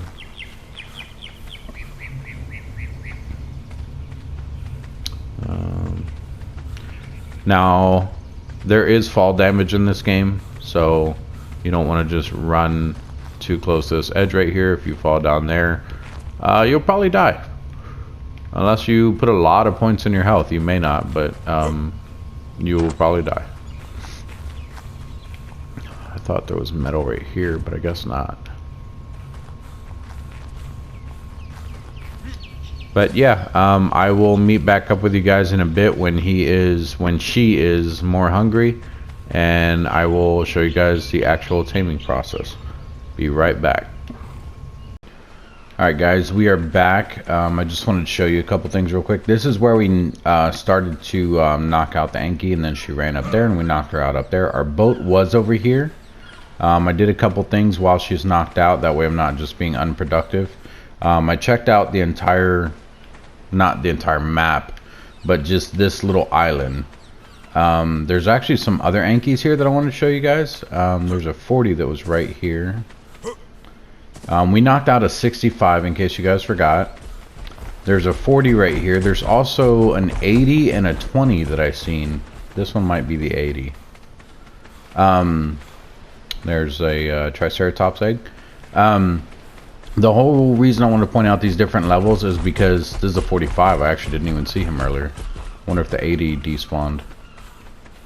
The whole reason I wanted to point out the different levels of these dinosaurs, because when you're doing your very first tame, guys, depending on what you're doing, and like I said, I will explain why I picked the Anki first. There's the 80. But when you're doing your very first tame, guys, you probably want to go for something lower. I wouldn't say like anything lower than a 5. I think it's actually kind of hard to find a level 5. Here's one of the mechanical dinosaurs I was talking about, guys. He's actually stuck right now. They do come in different colors, just like the regular dinosaurs. I think there's more out here on the beach. I'll show you guys. And you'll see over here where I actually moved the boat to. Here's another egg. That is a parasaur egg. The parasaurs do not chase you when you pick up their eggs, so we're going to take this one. See, like if that would have been a Triceratops egg, this one would have started attacking me. I thought I saw one over there. If there are any closer Triceratops, that one probably would have started attacking me. He's close enough. If they're within the vicinity when you pick up their eggs, they will attack you. But not the parasaurs. They're chicken. They even run from you when you punch them. Over here is the little bay area that we were going to drive up into before, and decided to stop on the back side of the island. There were some dolphins down in here. Yes, I know the grass is floating in here. It's not the best, but hey, it's not that big of a deal. Yeah, there's some dolphins out there, and it looks like there's a dead one right there. Tried jumping up out of the water. Yeah, he's dead. Okay, but this is where we moved our boat to, and like I said, I wanted to be productive while we were offline. There's another Anki. Let's go see what level he was. It's probably the level 20. Yeah, that's the level 20. So this is probably the one I should have started with, just because the tame would have been a lot quicker. They would have knocked out faster, would have took less materials. The one that we have knocked out took probably about 200 narco berries, and I don't think I have to feed it anymore. It was full the last time I checked it, which was just a second ago. I would have been back sooner, but it was raining, and I wanted you guys to have a clear view of what I'm about to show you. So over here is where we move the raft to. This is a brontosaurus. He cannot step on me. I think there's a bigger one that I think can step on you, but I could be wrong about that. I took a whole bunch of rock from this area and actually put it in these chests right here. Well, I put it in this one, along with some wood and some thatch. We're going to build a stone house in the next one. So I just wanted to have the materials ahead of time. And then right here, this is all just the berries and stuff that I've been collecting while I'm offline. Because if you guys noticed, when we first started, I had maybe one stack of the narco berries for the Ankilo that we knocked out up there. So one of the things that I wanted to mention is you want to be prepared when you knock out a dinosaur ahead of time. So I should have had a ton of narco berries already on me and everything else. If I decided to use narcotic, I should have had the narcotic already. But the fact that I knocked him out and didn't have all that stuff, I was running around picking up a whole bunch of berries. So now I have a whole bunch of the purple ones, which is what I'm going to be feeding to tame them. And all the narco berries are on him right now. I think he still has one more stack of, or she has one more stack of 100. And like I said, I think she ate about 200 just to stay knocked out the entire time. But yeah, this is the area that I want to show you guys. If you're playing on a solo game or anything like that, this is one of the better places to build, because you can build a massive base right here. You can have all kinds of stuff. And then if you want, if you decide to tame some of the dolphins or something like that, you can actually block off this bay area. So that sharks or anything hostile in the water can't come up in here.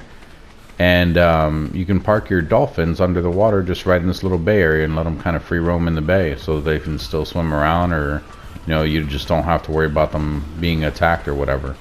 But right here you can actually go from here to right over there. There's a dolphin stuck right there. You can go from right here to right over there with build a wall across, and then you have this entire bay area over here. Let's see. Oh, there's a couple dolphins stuck here. Let's get you guys free. So all we're going to do is we're going to break this rock so they can move out from under the rock. They're just stuck in the rock. There we go. And he's probably going to still chill there. The other ones flew away, or swam away. Yeah, she's just going to stay there. That one's a boy. Okay, so let's go check our Anki and see the progress that we've made. And there's a couple things that I want to point out. When I put the food in there, you're going to want to pay attention to the food bar, which is going to be going up on its own, because she's going to be eating every time she gets hungry. And you're going to pay attention to the torpidity, because it's still going to be dropping slowly. But the main thing that we want to watch for is what's going to pop up, which I will explain that when it pops up. I just wanted to make sure that you guys know what else to look out for while you're taming a dinosaur. So she is right over here still, hasn't moved. Let me move these berries out of here. I'm facing away from her while I'm picking up these plants, because if I'm facing her and I hit triangle, it's going to go into her inventory. So now I can turn around. You can see the unconscious went down a little bit. I had it full the last time I gave her some berries. We're going to open it up. She still only has narco berries in there, but her food is down to 3,820 something. Normally I would let it get even lower than that. I would probably let it get to like a third of that bar, maybe even a fourth of that bar, so the food would actually be pretty low. Like I said, I have the taming turned up though, so hopefully it doesn't become an issue and I have to cut the stream, or not stream, I have to cut the video again just to make sure that she tames all the way. And you guys aren't waiting around for an hour just watching me stand here watching her food bar. So like I said, I'm gonna start putting these mejo berries, or mejo berries, I'm not sure how to say them, I'm gonna call them mejo berries. I'm gonna start putting these mejo berries into her thing. As soon as I put one in there, she's gonna start eating them. So you're gonna see her food start slowly going up. Right now it is still currently dropping because she's starving, but she's not being hurt, because her food, she'll only start taking damage when she's starving if the food reaches 0. So right now her body's still consuming whatever food she has in her system. The torpidity is still going down just because I haven't given her any more narco berries. But I do want to show you guys how I feed the narco berries. So you want her head in the background. Her head's kind of right there in the ground. You want her head in the background, and you want to open up her inventory. And then when you feed her a berry, you see her head pick up. And I mentioned this before, but I want to be more specific this time. So you hit R2, you see her head pick up. She chews some, and then she puts her head back down. Now, what I do is, as soon as she puts her head back down, I'll feed her another one. So she puts her head down, feed her another one. She picks her head right back up. And if you just keep doing it this way, you're making sure that she's getting all of the effect of that narco berry that you're feeding her. And you're only feeding her one at a time. So now you can see her food still dropping. It may even start dropping faster, and actually hit R2 too faster, so her head didn't pick back up. But basically, while I'm doing this, her food's dropping even faster because she's constantly getting stuff that she doesn't want to eat, but her torpidity is steadily going up. If I feed her all 80 of these, her torpidity will go up, and it'll go up for a while, but it won't go up for the same amount of time as if you spread this out over a small amount of time feeding her the berries. That's why I do it that way. Once again, that's just my preference. You don't have to do that. I don't even know if it's more effective. It just, to me, it feels more effective because of how long I've played the game and how many tames I've had. It just feels more effective. And then the reason why you want to do the taming the way I'm about to show you, I will explain as soon as I throw these in here. So right now we're going to throw all these in here, and then we're going to hit circle because we want to look at this bar. You'll see the taming start going up, and I don't know how fast the taming is going to be because my taming is turned up. So I'm going to try to talk fast and explain it very fast. So I had to eat some meat there, that way I'm not starving while I'm trying to explain this in the next couple seconds. So we're going to throw the food in there. And as you can see, she's already going to start eating on her own. She's going to start picking up her head and start eating on her own because she's starving. You can see the taming bar going up. The area I was talking about is the taming effectiveness right there where it says 99.8. That number is going to be dropping every time she eats something. If it's something she doesn't like, it'll drop faster. If it's something she loves, it'll actually stay up very high. Under that, it says plus 32 levels. So when we knocked her out, she was level 65.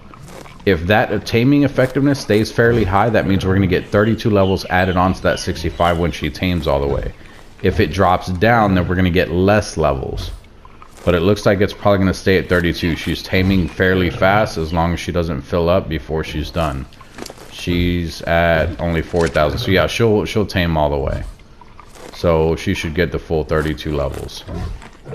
And she'll stand up on her own when she gets tamed. This next bite she takes. And then you can name her. I always hit cancel. It's just going to leave her name as Ankylosaurus. So we're going to hit cancel. And there you go. Level 97 Ankylosaurus. That is now ours. Now, if you look up where it's green, it says Ankylosaurus level 97, following ChaosEclipse level 94, and it's raining again. The part where it says following, so if I walk away, she's going to follow me. There's a distance to how far you have to be before they start following you. Here she comes. She still does run slow, but I mean, she'll stay on you. The closer she gets, she'll walk slower, and then when she gets close enough, she'll stop. To turn that off, there's several ways to do it. You can hold triangle, go to behavior, go to where's that? Right here where it says order disable following. You click on that. Now she's not following me anymore. She's still aggressive because it says aggression level attacking target. That means if I hit something, she's going to start attacking it too. So if I move away from her, since she's not following me anymore, she's not going to come to me. Now the other way to turn on and off the following is to whistle. This is one of the things I mentioned before. If you hold circle, there is whistle follow all and whistle follow one. The difference between all and one is if you have multiple dinosaurs, say there I had 3 different dinosaurs right here, or even 3 of the same dinosaurs right here. If I hold circle and I do whistle all 3 of them are going to start following me. And it will actually start saying following again under them. I just did whistle 1. So now it says following ChaosEclipse again. So now if I run away, she'll start following again. Now to stop her, I can either run up to her and do like I did the last time, or I can just whistle and do stop 1 or stop all. Which if there's multiple ones, you want to do stop all. With the whistling, it does come in handy because you can actually make her go to different areas and stuff. I believe if you hold R1 and push, nope, it's L1 and you push up, it tells her to go over there. She's already too close to that, so she's not going to move. Let's try over here. So we're going to hold L1 and hit up. So she should go to that spot and she'll stay there. Unless she's on follow. If she's on follow, she'll run to that spot and then she'll run back to me wherever I'm at. I don't think there's a whistle and down, or an L1 and down. There now, if I hold L1 and I'm looking at that dinosaur down there, if I hold L1 and hit 1 on that that bird, the pterodactyl, she will actually attack it. And the green arrow that you've seen, this green arrow, it will actually be red, meaning I'm telling her to attack that creature down there. Now, because she's on aggressive, well, her aggression level is on attacking target, I don't use my Ankies to attack anything. If they have to defend themselves, that's fine, but I don't use them to attack anything. So I'm going to hold circle. We're going to go back to, or no, sorry, wow. I'm going to hold triangle. We're going to go back to behavior. and we're gonna go to stance, or yeah, stance. Now you could do aggressive, passive, your target, neutral, or passive flee. Aggressive means they attack everything that is near them. Any little creature that comes near them, whether it's aggressive or not, it will attack them. Passive means they never attack. Your target on the bottom means that, like I said, when I attack something, they will attack it. Neutral is what I usually use. It's a fight or flight type thing. They will act like they're wild, kind of. So if something else attacks it, it will fight back, but it won't aggressively attack something. And then there's passive flee. So if I'm fighting something and I notice my Anki's getting hurt or something and I want it to run away, I'll do passive flee. Every time something hits it, it will keep running. If I only have passive, then it's just going to stand there. It's not going to run away. It's just going to stand there and take the hits and probably end up dying. I want it on neutral, so that's what we're going to pick. So now if you look at aggression level, it says neutral. That means, like I said, that anytime something attacks it, even if it was another player, if another player runs up and hits them, it'll start attacking back. She'll start attacking back. So she did gain a level just by standing here. Their level works the same way as ours. As you can see, she's slowly gaining levels. With the Anki, what I do is I always put it into weight. And this is, there's a couple reasons for this, which I still need to go get the saddle. Let me go grab that real quick. I'll explain to you guys the 2 reasons why this is my very first tame all the time. Well, I'd say like 99% of the time. There has been other times where I'll tame them after. I think it's in this one. Yeah. So let's pick that up. And then we're actually going to take a whole bunch of berries. The crazy thing about the dinosaur, about herbivores, is they won't eat stem berries on their own. Stem berries, like I said, it's just to regain stamina and stuff. You can force feed them stem berries if you want them to get stamina back. And the mejo berries, the purple ones, they actually won't eat on their own anymore either. But all the rest of these, like these red, blue, and yellow ones,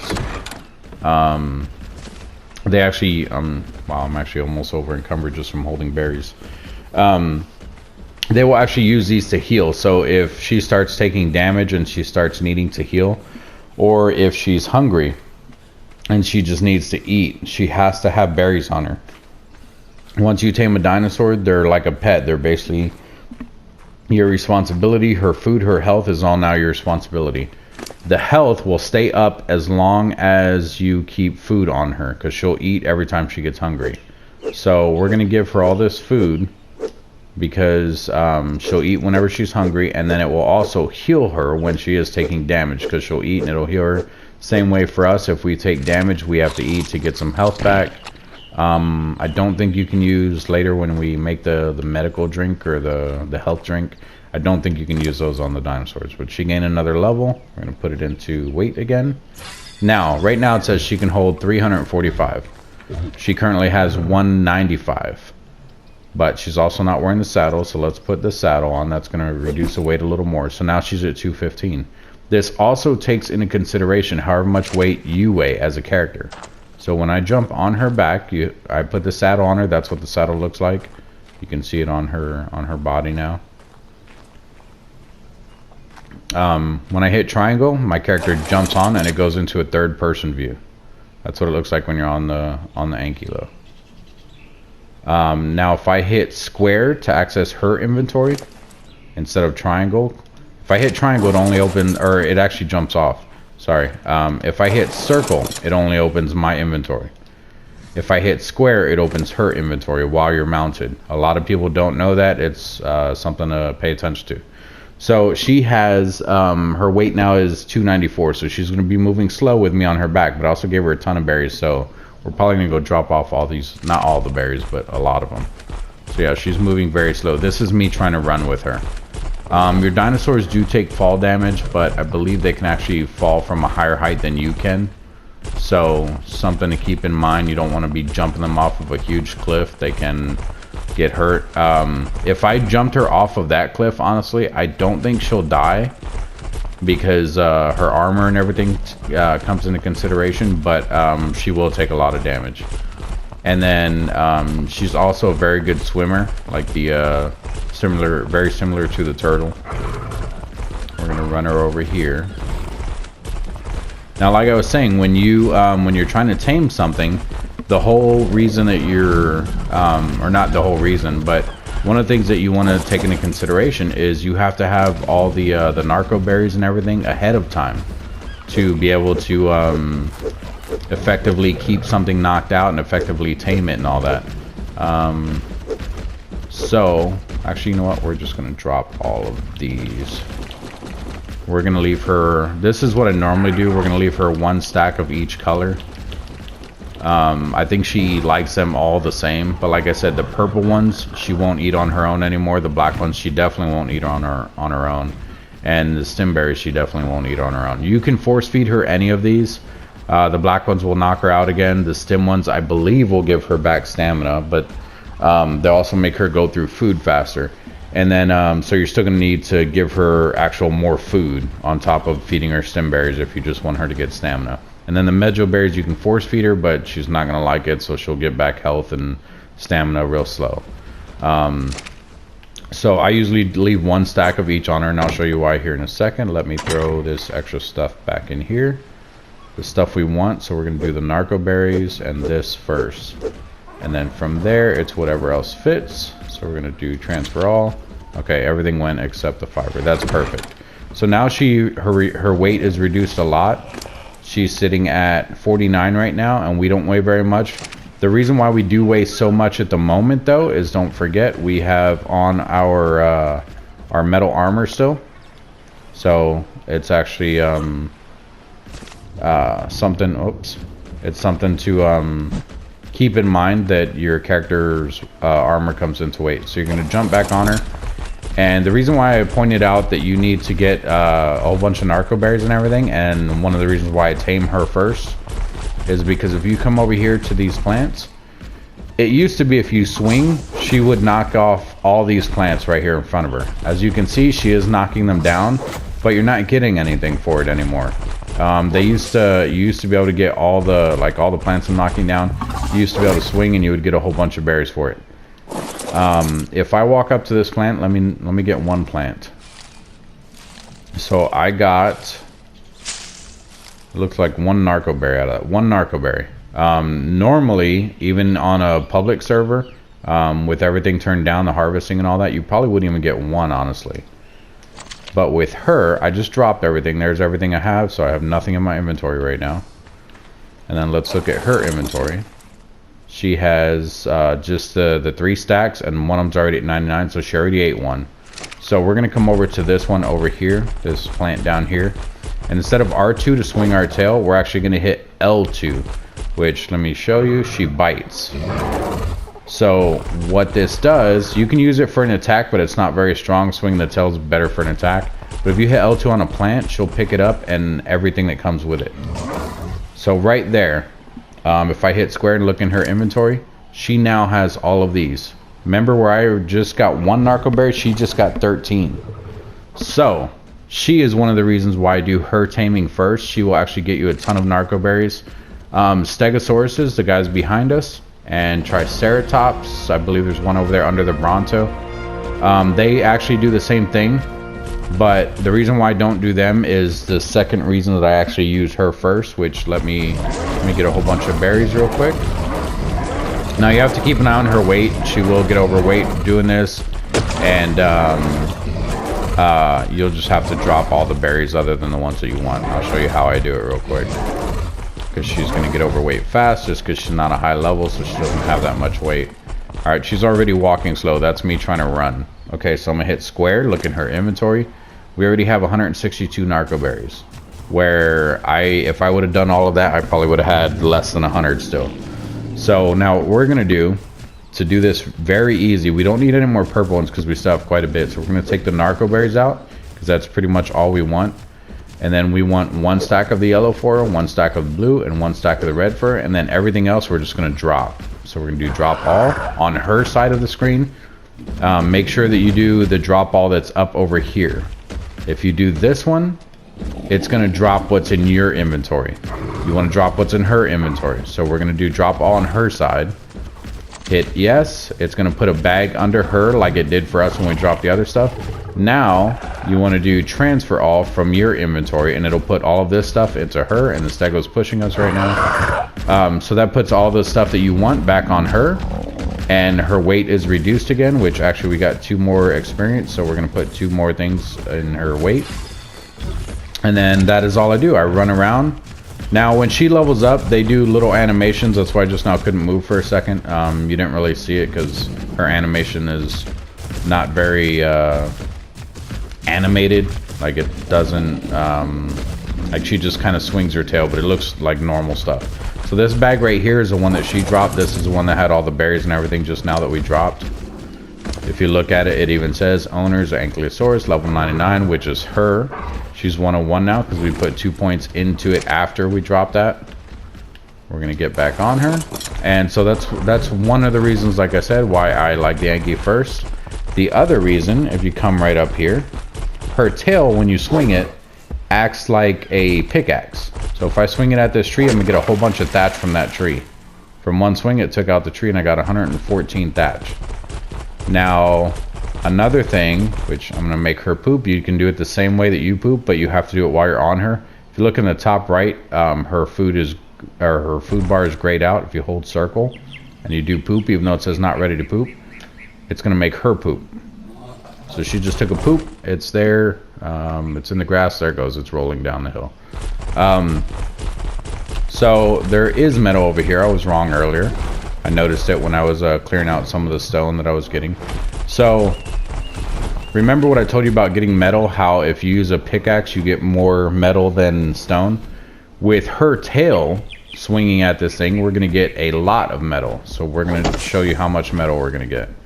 Off of one swing we got 89, now we have 202, 308, and 402 metal from just one thing of, oops, that's our inventory. Hit square. She also got a level, so we're going to put that in a weight. Now if you look at her metal, she has the 402 here. The 300 she's holding only weighs 45 in her inventory. If I put this in my inventory, it weighs 300 and I'm already over encumbered.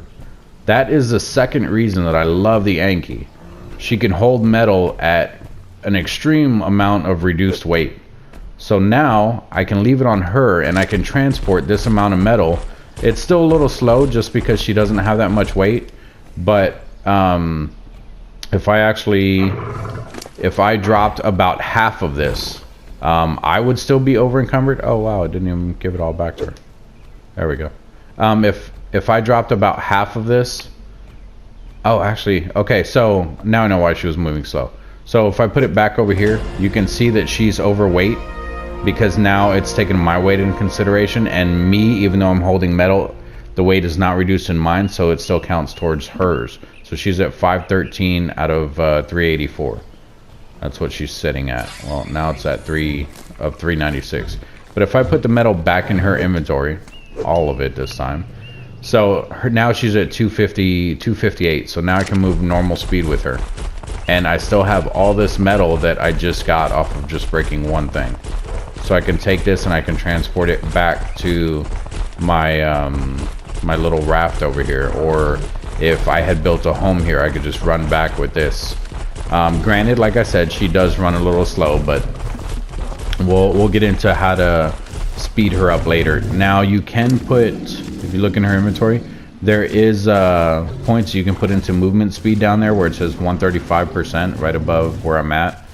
I would never do that. Even if you put points into it, she's still going to move very slow. It only takes up like 1.5 points. And even if you put a ton of points into it, she never really moves that fast anyway. She still moves normal speed in the water no matter what. So once she starts floating, let me get past this this reef or whatever you want to call it, which of course it's way out here. She moves decently fast in the water. She's kind of like a turtle, so that's her swimming. So it's a little bit faster. She can also go under. All the creatures can go underwater. As you can see, they have their own O2 bar. I believe it drops a little bit slower than yours depending on the creature. There's some that can hold their breath longer, like beavers and stuff, or the sarco, the alligator. But yeah, so something to keep in mind, she does move faster in water. I still would not take her out in the ocean. There is still deadly stuff out there. And then even the megalodons that are out there, they will attack you while you're on her. It's not like the raft. It's because you're like the bottom part of your dinosaur is submerged in the water, so they will attack you.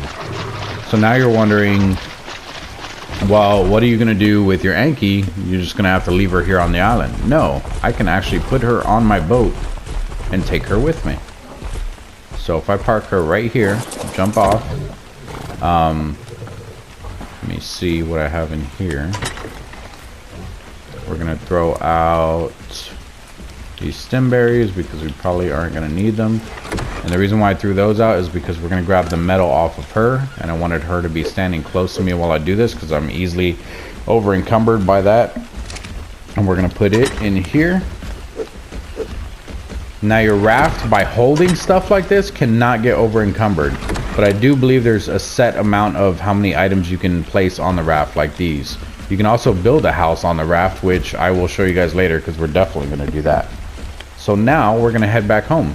So we're going to leave our Anki right there. We're going to come over here, hit triangle to drive, and we're going to drive out of here with our Anki.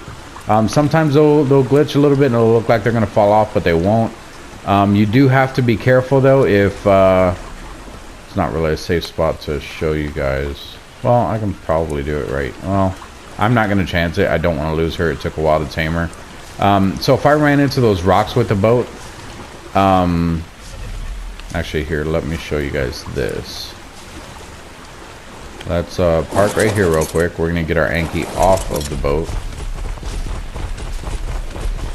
And we're going to leave her right there. Nothing's going to attack her because, like I said, this is a herbivore island. Nothing on this island is hostile. Make sure she's not following us. If she's following you and you go to drive away, she will start swimming after you. So make sure she is always on not follow unless you want her to follow you. So what I want to show you guys, if I come up to these rocks right here, everything in the raft, I have to turn like that or my boat won't turn. Everything in the raft can go in there. It stops when my character gets up against that rock. So it's not a problem. You can just turn back and go away. Now, if I had the Anki on my boat and I drove into that, that rock will push off my Ankylosaurus though. So that is one of the things you have to be careful with. You can easily lose your dinosaur in the water by accidentally running into a rock or something and pushing your dinosaur off of your raft. So be very careful with that. I cannot stress that enough. So she's on there. It's okay if her tail's hanging off. We're gonna get out of here. Turn all the way around so we're not hitting rocks. And we're gonna go the shortest distance, which is just straight across, and that's because now I don't want that dinosaur that's in the water that I told you about, the big whale thing that will attack your raft. I don't want him to attack my boat because I don't want to lose this Ankylosaurus. So we're gonna go straight across and hopefully we don't run into one. But remember, if you're staying in the shallow water, even if there's one in the area, they won't attack your raft. There's a stingray down there. I don't know if you guys seen that. It was on the left side.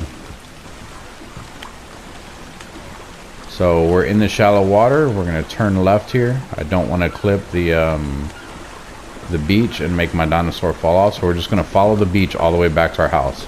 And actually, let me show you something real quick. Let me dismount the raft. If I hit the touchpad, you can see the island that we were just on is to our left where our character's at now. And we have to make it all the way back to that peninsula where our house is. So that's a small part of the map, guys. We haven't been to a lot of it. The white part on the map is definitely snow. The little circles, those are mountains. And then there's other areas on the map that aren't really marked, but I know where they are and what they are just because I know the map. But we will get to those eventually, guys. There's a dolphin in the water. Now, if I run into another, say I park right here and that turtle comes up to my boat, it can walk on my boat, and if I take off, the turtle will stay on my boat. But if it keeps walking, it can also walk off my boat. I do believe that your Ankylosaurus or whatever dinosaur you have on your boat can also get stuck on other dinosaurs. So if I run into a dinosaur, it can also push him off. So you have to be careful with that. So we're just going to stay close to the coast. That way, like I said, we're not aggroing the big whale thing if there's one there. This water, just to go across this little area right here, does get pretty deep. So you have to be careful because they are here sometimes too. Now, we came through here in one of the previous episodes. This is a solo game, so a lot of the stuff is still the same. So there shouldn't be one there. But dinosaurs spawn in and spawn out all the time. So if I cross this and there's one there, we'll end up getting screwed. That big dinosaur you see way out there in front of us attacking something, it's actually attacking a mechanical stegosaurus from the looks of it. And that dinosaur is called a Spinosaurus. I believe it was in Jurassic Park 3. They are deadly and he is coming this way. They're also very fast swimmers. I don't want to lose my Anki, so we're just going to go in the deep water. They normally don't swim out in deep water. If they're chasing you, they will a little bit, but he won't stay in deep water. So if we go deep enough, he'll actually turn around and swim back. Thank God he did not follow us. He was running from that stegosaurus though, which means that stegosaurus was probably about to kill him. If you notice, I did panic there a little bit. I'm sure I started talking faster. I don't want to lose this Anki. We definitely need to get him back home and park him there. And then one of the things to remember when you're on a public server, anyone can kill your dinosaurs as well, just like they can raid your base. So if you're on a public server, you don't want your dinosaur out like this in the open unless it's something that can fight back really well. But like right now, if I stop, so if I'm stopped right here and there's a player right there on the beach, they can start shooting at my Anki. They can use bows and arrows, they can throw spears, they can do whatever and attack him. He's on neutral, so he'll actually jump off the boat and go chasing them. But if you don't want that when you're transporting him like this, you're going to want him on passive.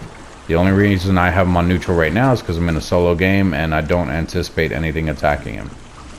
Now, actually, one of the things that I do have to be careful about, which I didn't take into consideration, is if I do end up going in deep water and that whale attacks the boat, he may attack the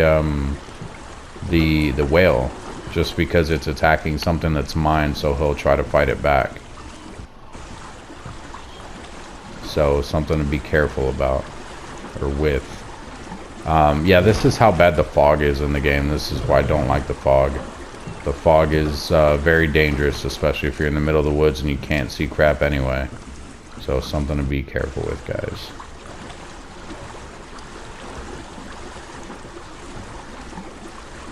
And to be a little safer with this area, because we're almost home. That's a peninsula right there to our left where all those rocks are. We're actually going to go up in the little cove that's here, because I know that there's not going to be any whales up in there. There may be sharks and some other stuff, but we're not really worried about them because they won't attack us while we're on the boat. But the whales are on the outside in the deep ocean, so if we stay on the inside, we don't have to worry about them. So that is what we're going to do.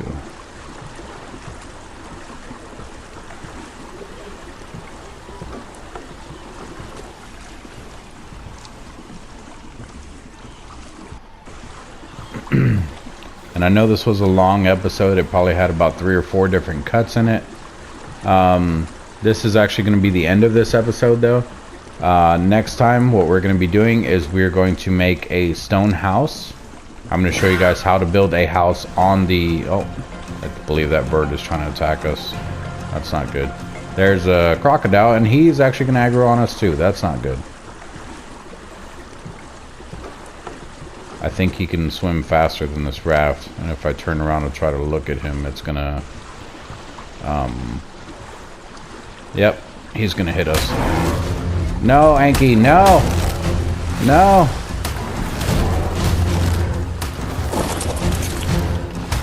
Okay, so we're gonna help our Anki here. We're gonna kill him. This is easy. Yeah, okay, so he was level 20. Oh god, and that's a piranha. Anki, come over here. Get out of the water, because they're gonna attack you too. Come on. Come on. Turn around. Don't get stuck on that rock. Wow. Okay, so there's some excitement for you guys at the end of the video. Let's put him back on stop. And you can hear something attacking. That is the piranha attacking this Sarco right here. Yeah, he ate it. We're gonna kill this piranha real quick. Ow. Okay. And then we're gonna check what the Sarco had on its body. It didn't have anything useful. We're not gonna take any of the stuff except the arrows. That is a green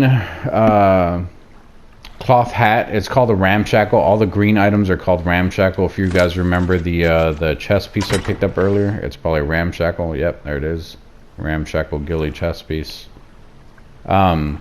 So what I was saying, when the Sarco attacked our boat probably took some damage, but it doesn't show on the health thing for the boat. If he would have attacked this, it would have taken damage. He could actually broke it open. Same thing with those. The Anki did pretty good. He is a little damaged. She's a little damaged.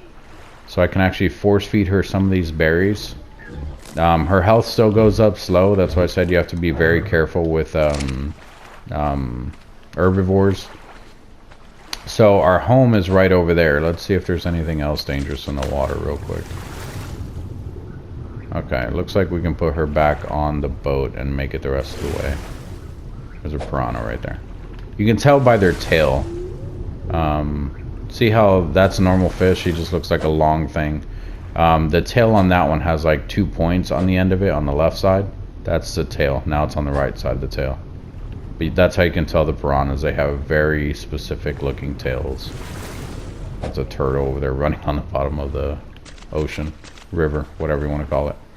I honestly don't remember what I was saying. I know I was ending the video. Oh, I think I was just going over what we're gonna do in the next video. So we're gonna build a stone house. That's why I grabbed all the stone that's in this chest right here.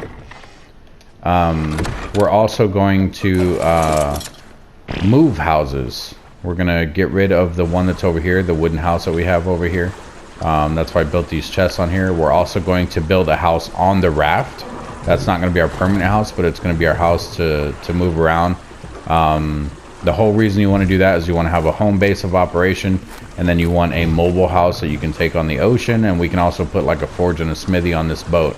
So if our house ended up staying here, where we're at right now, we could actually take this boat all the way up north and still be able to revive on it if we place a bed on it. We can also put the smithy and the forge in here, so if we find materials up there to build or whatever, that will also be helpful. So it's very cool to do it like that. And I don't mean like, oh, it's cool, you want to do it like that. I mean like it's cool because you can do that. This right here is raw fish. That's from the piranha that we killed. We're just going to throw that out. So we're going to take our Anki.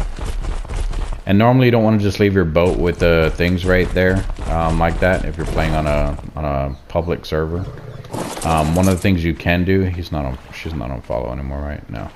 Okay. So one of the things you can do with this boat is how I told you that the raft can go through rocks and stuff. You want to park it in something where you can hide the boxes. So like if I park it right here,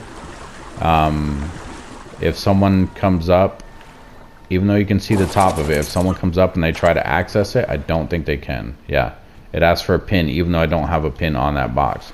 Now, one of the things you want to be careful with is this rock can actually be broken.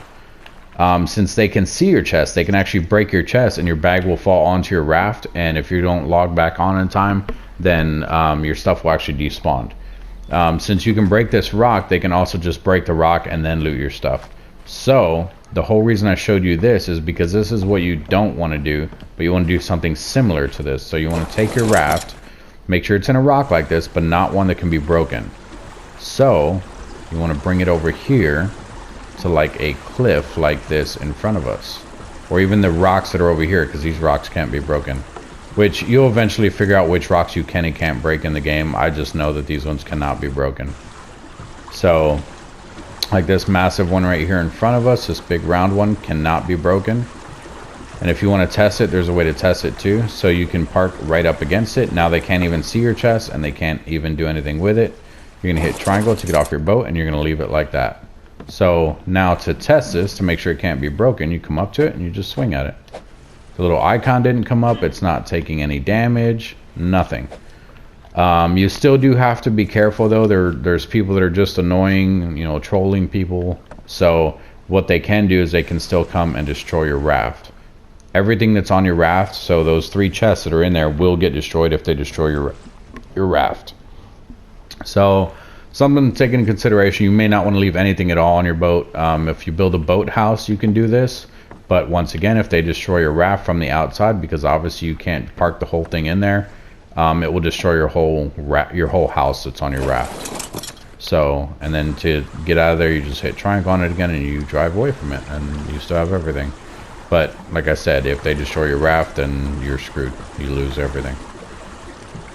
So it's up to you if you want to ever leave stuff on your raft or not. I would say if possible, don't ever do it. Don't, or at least nothing important. Like the stuff I have on here, nothing on there is important. I would say don't leave like valuable blueprints and stuff like that on them, because then you won't get those back. You will lose them. So let's get this dinosaur home.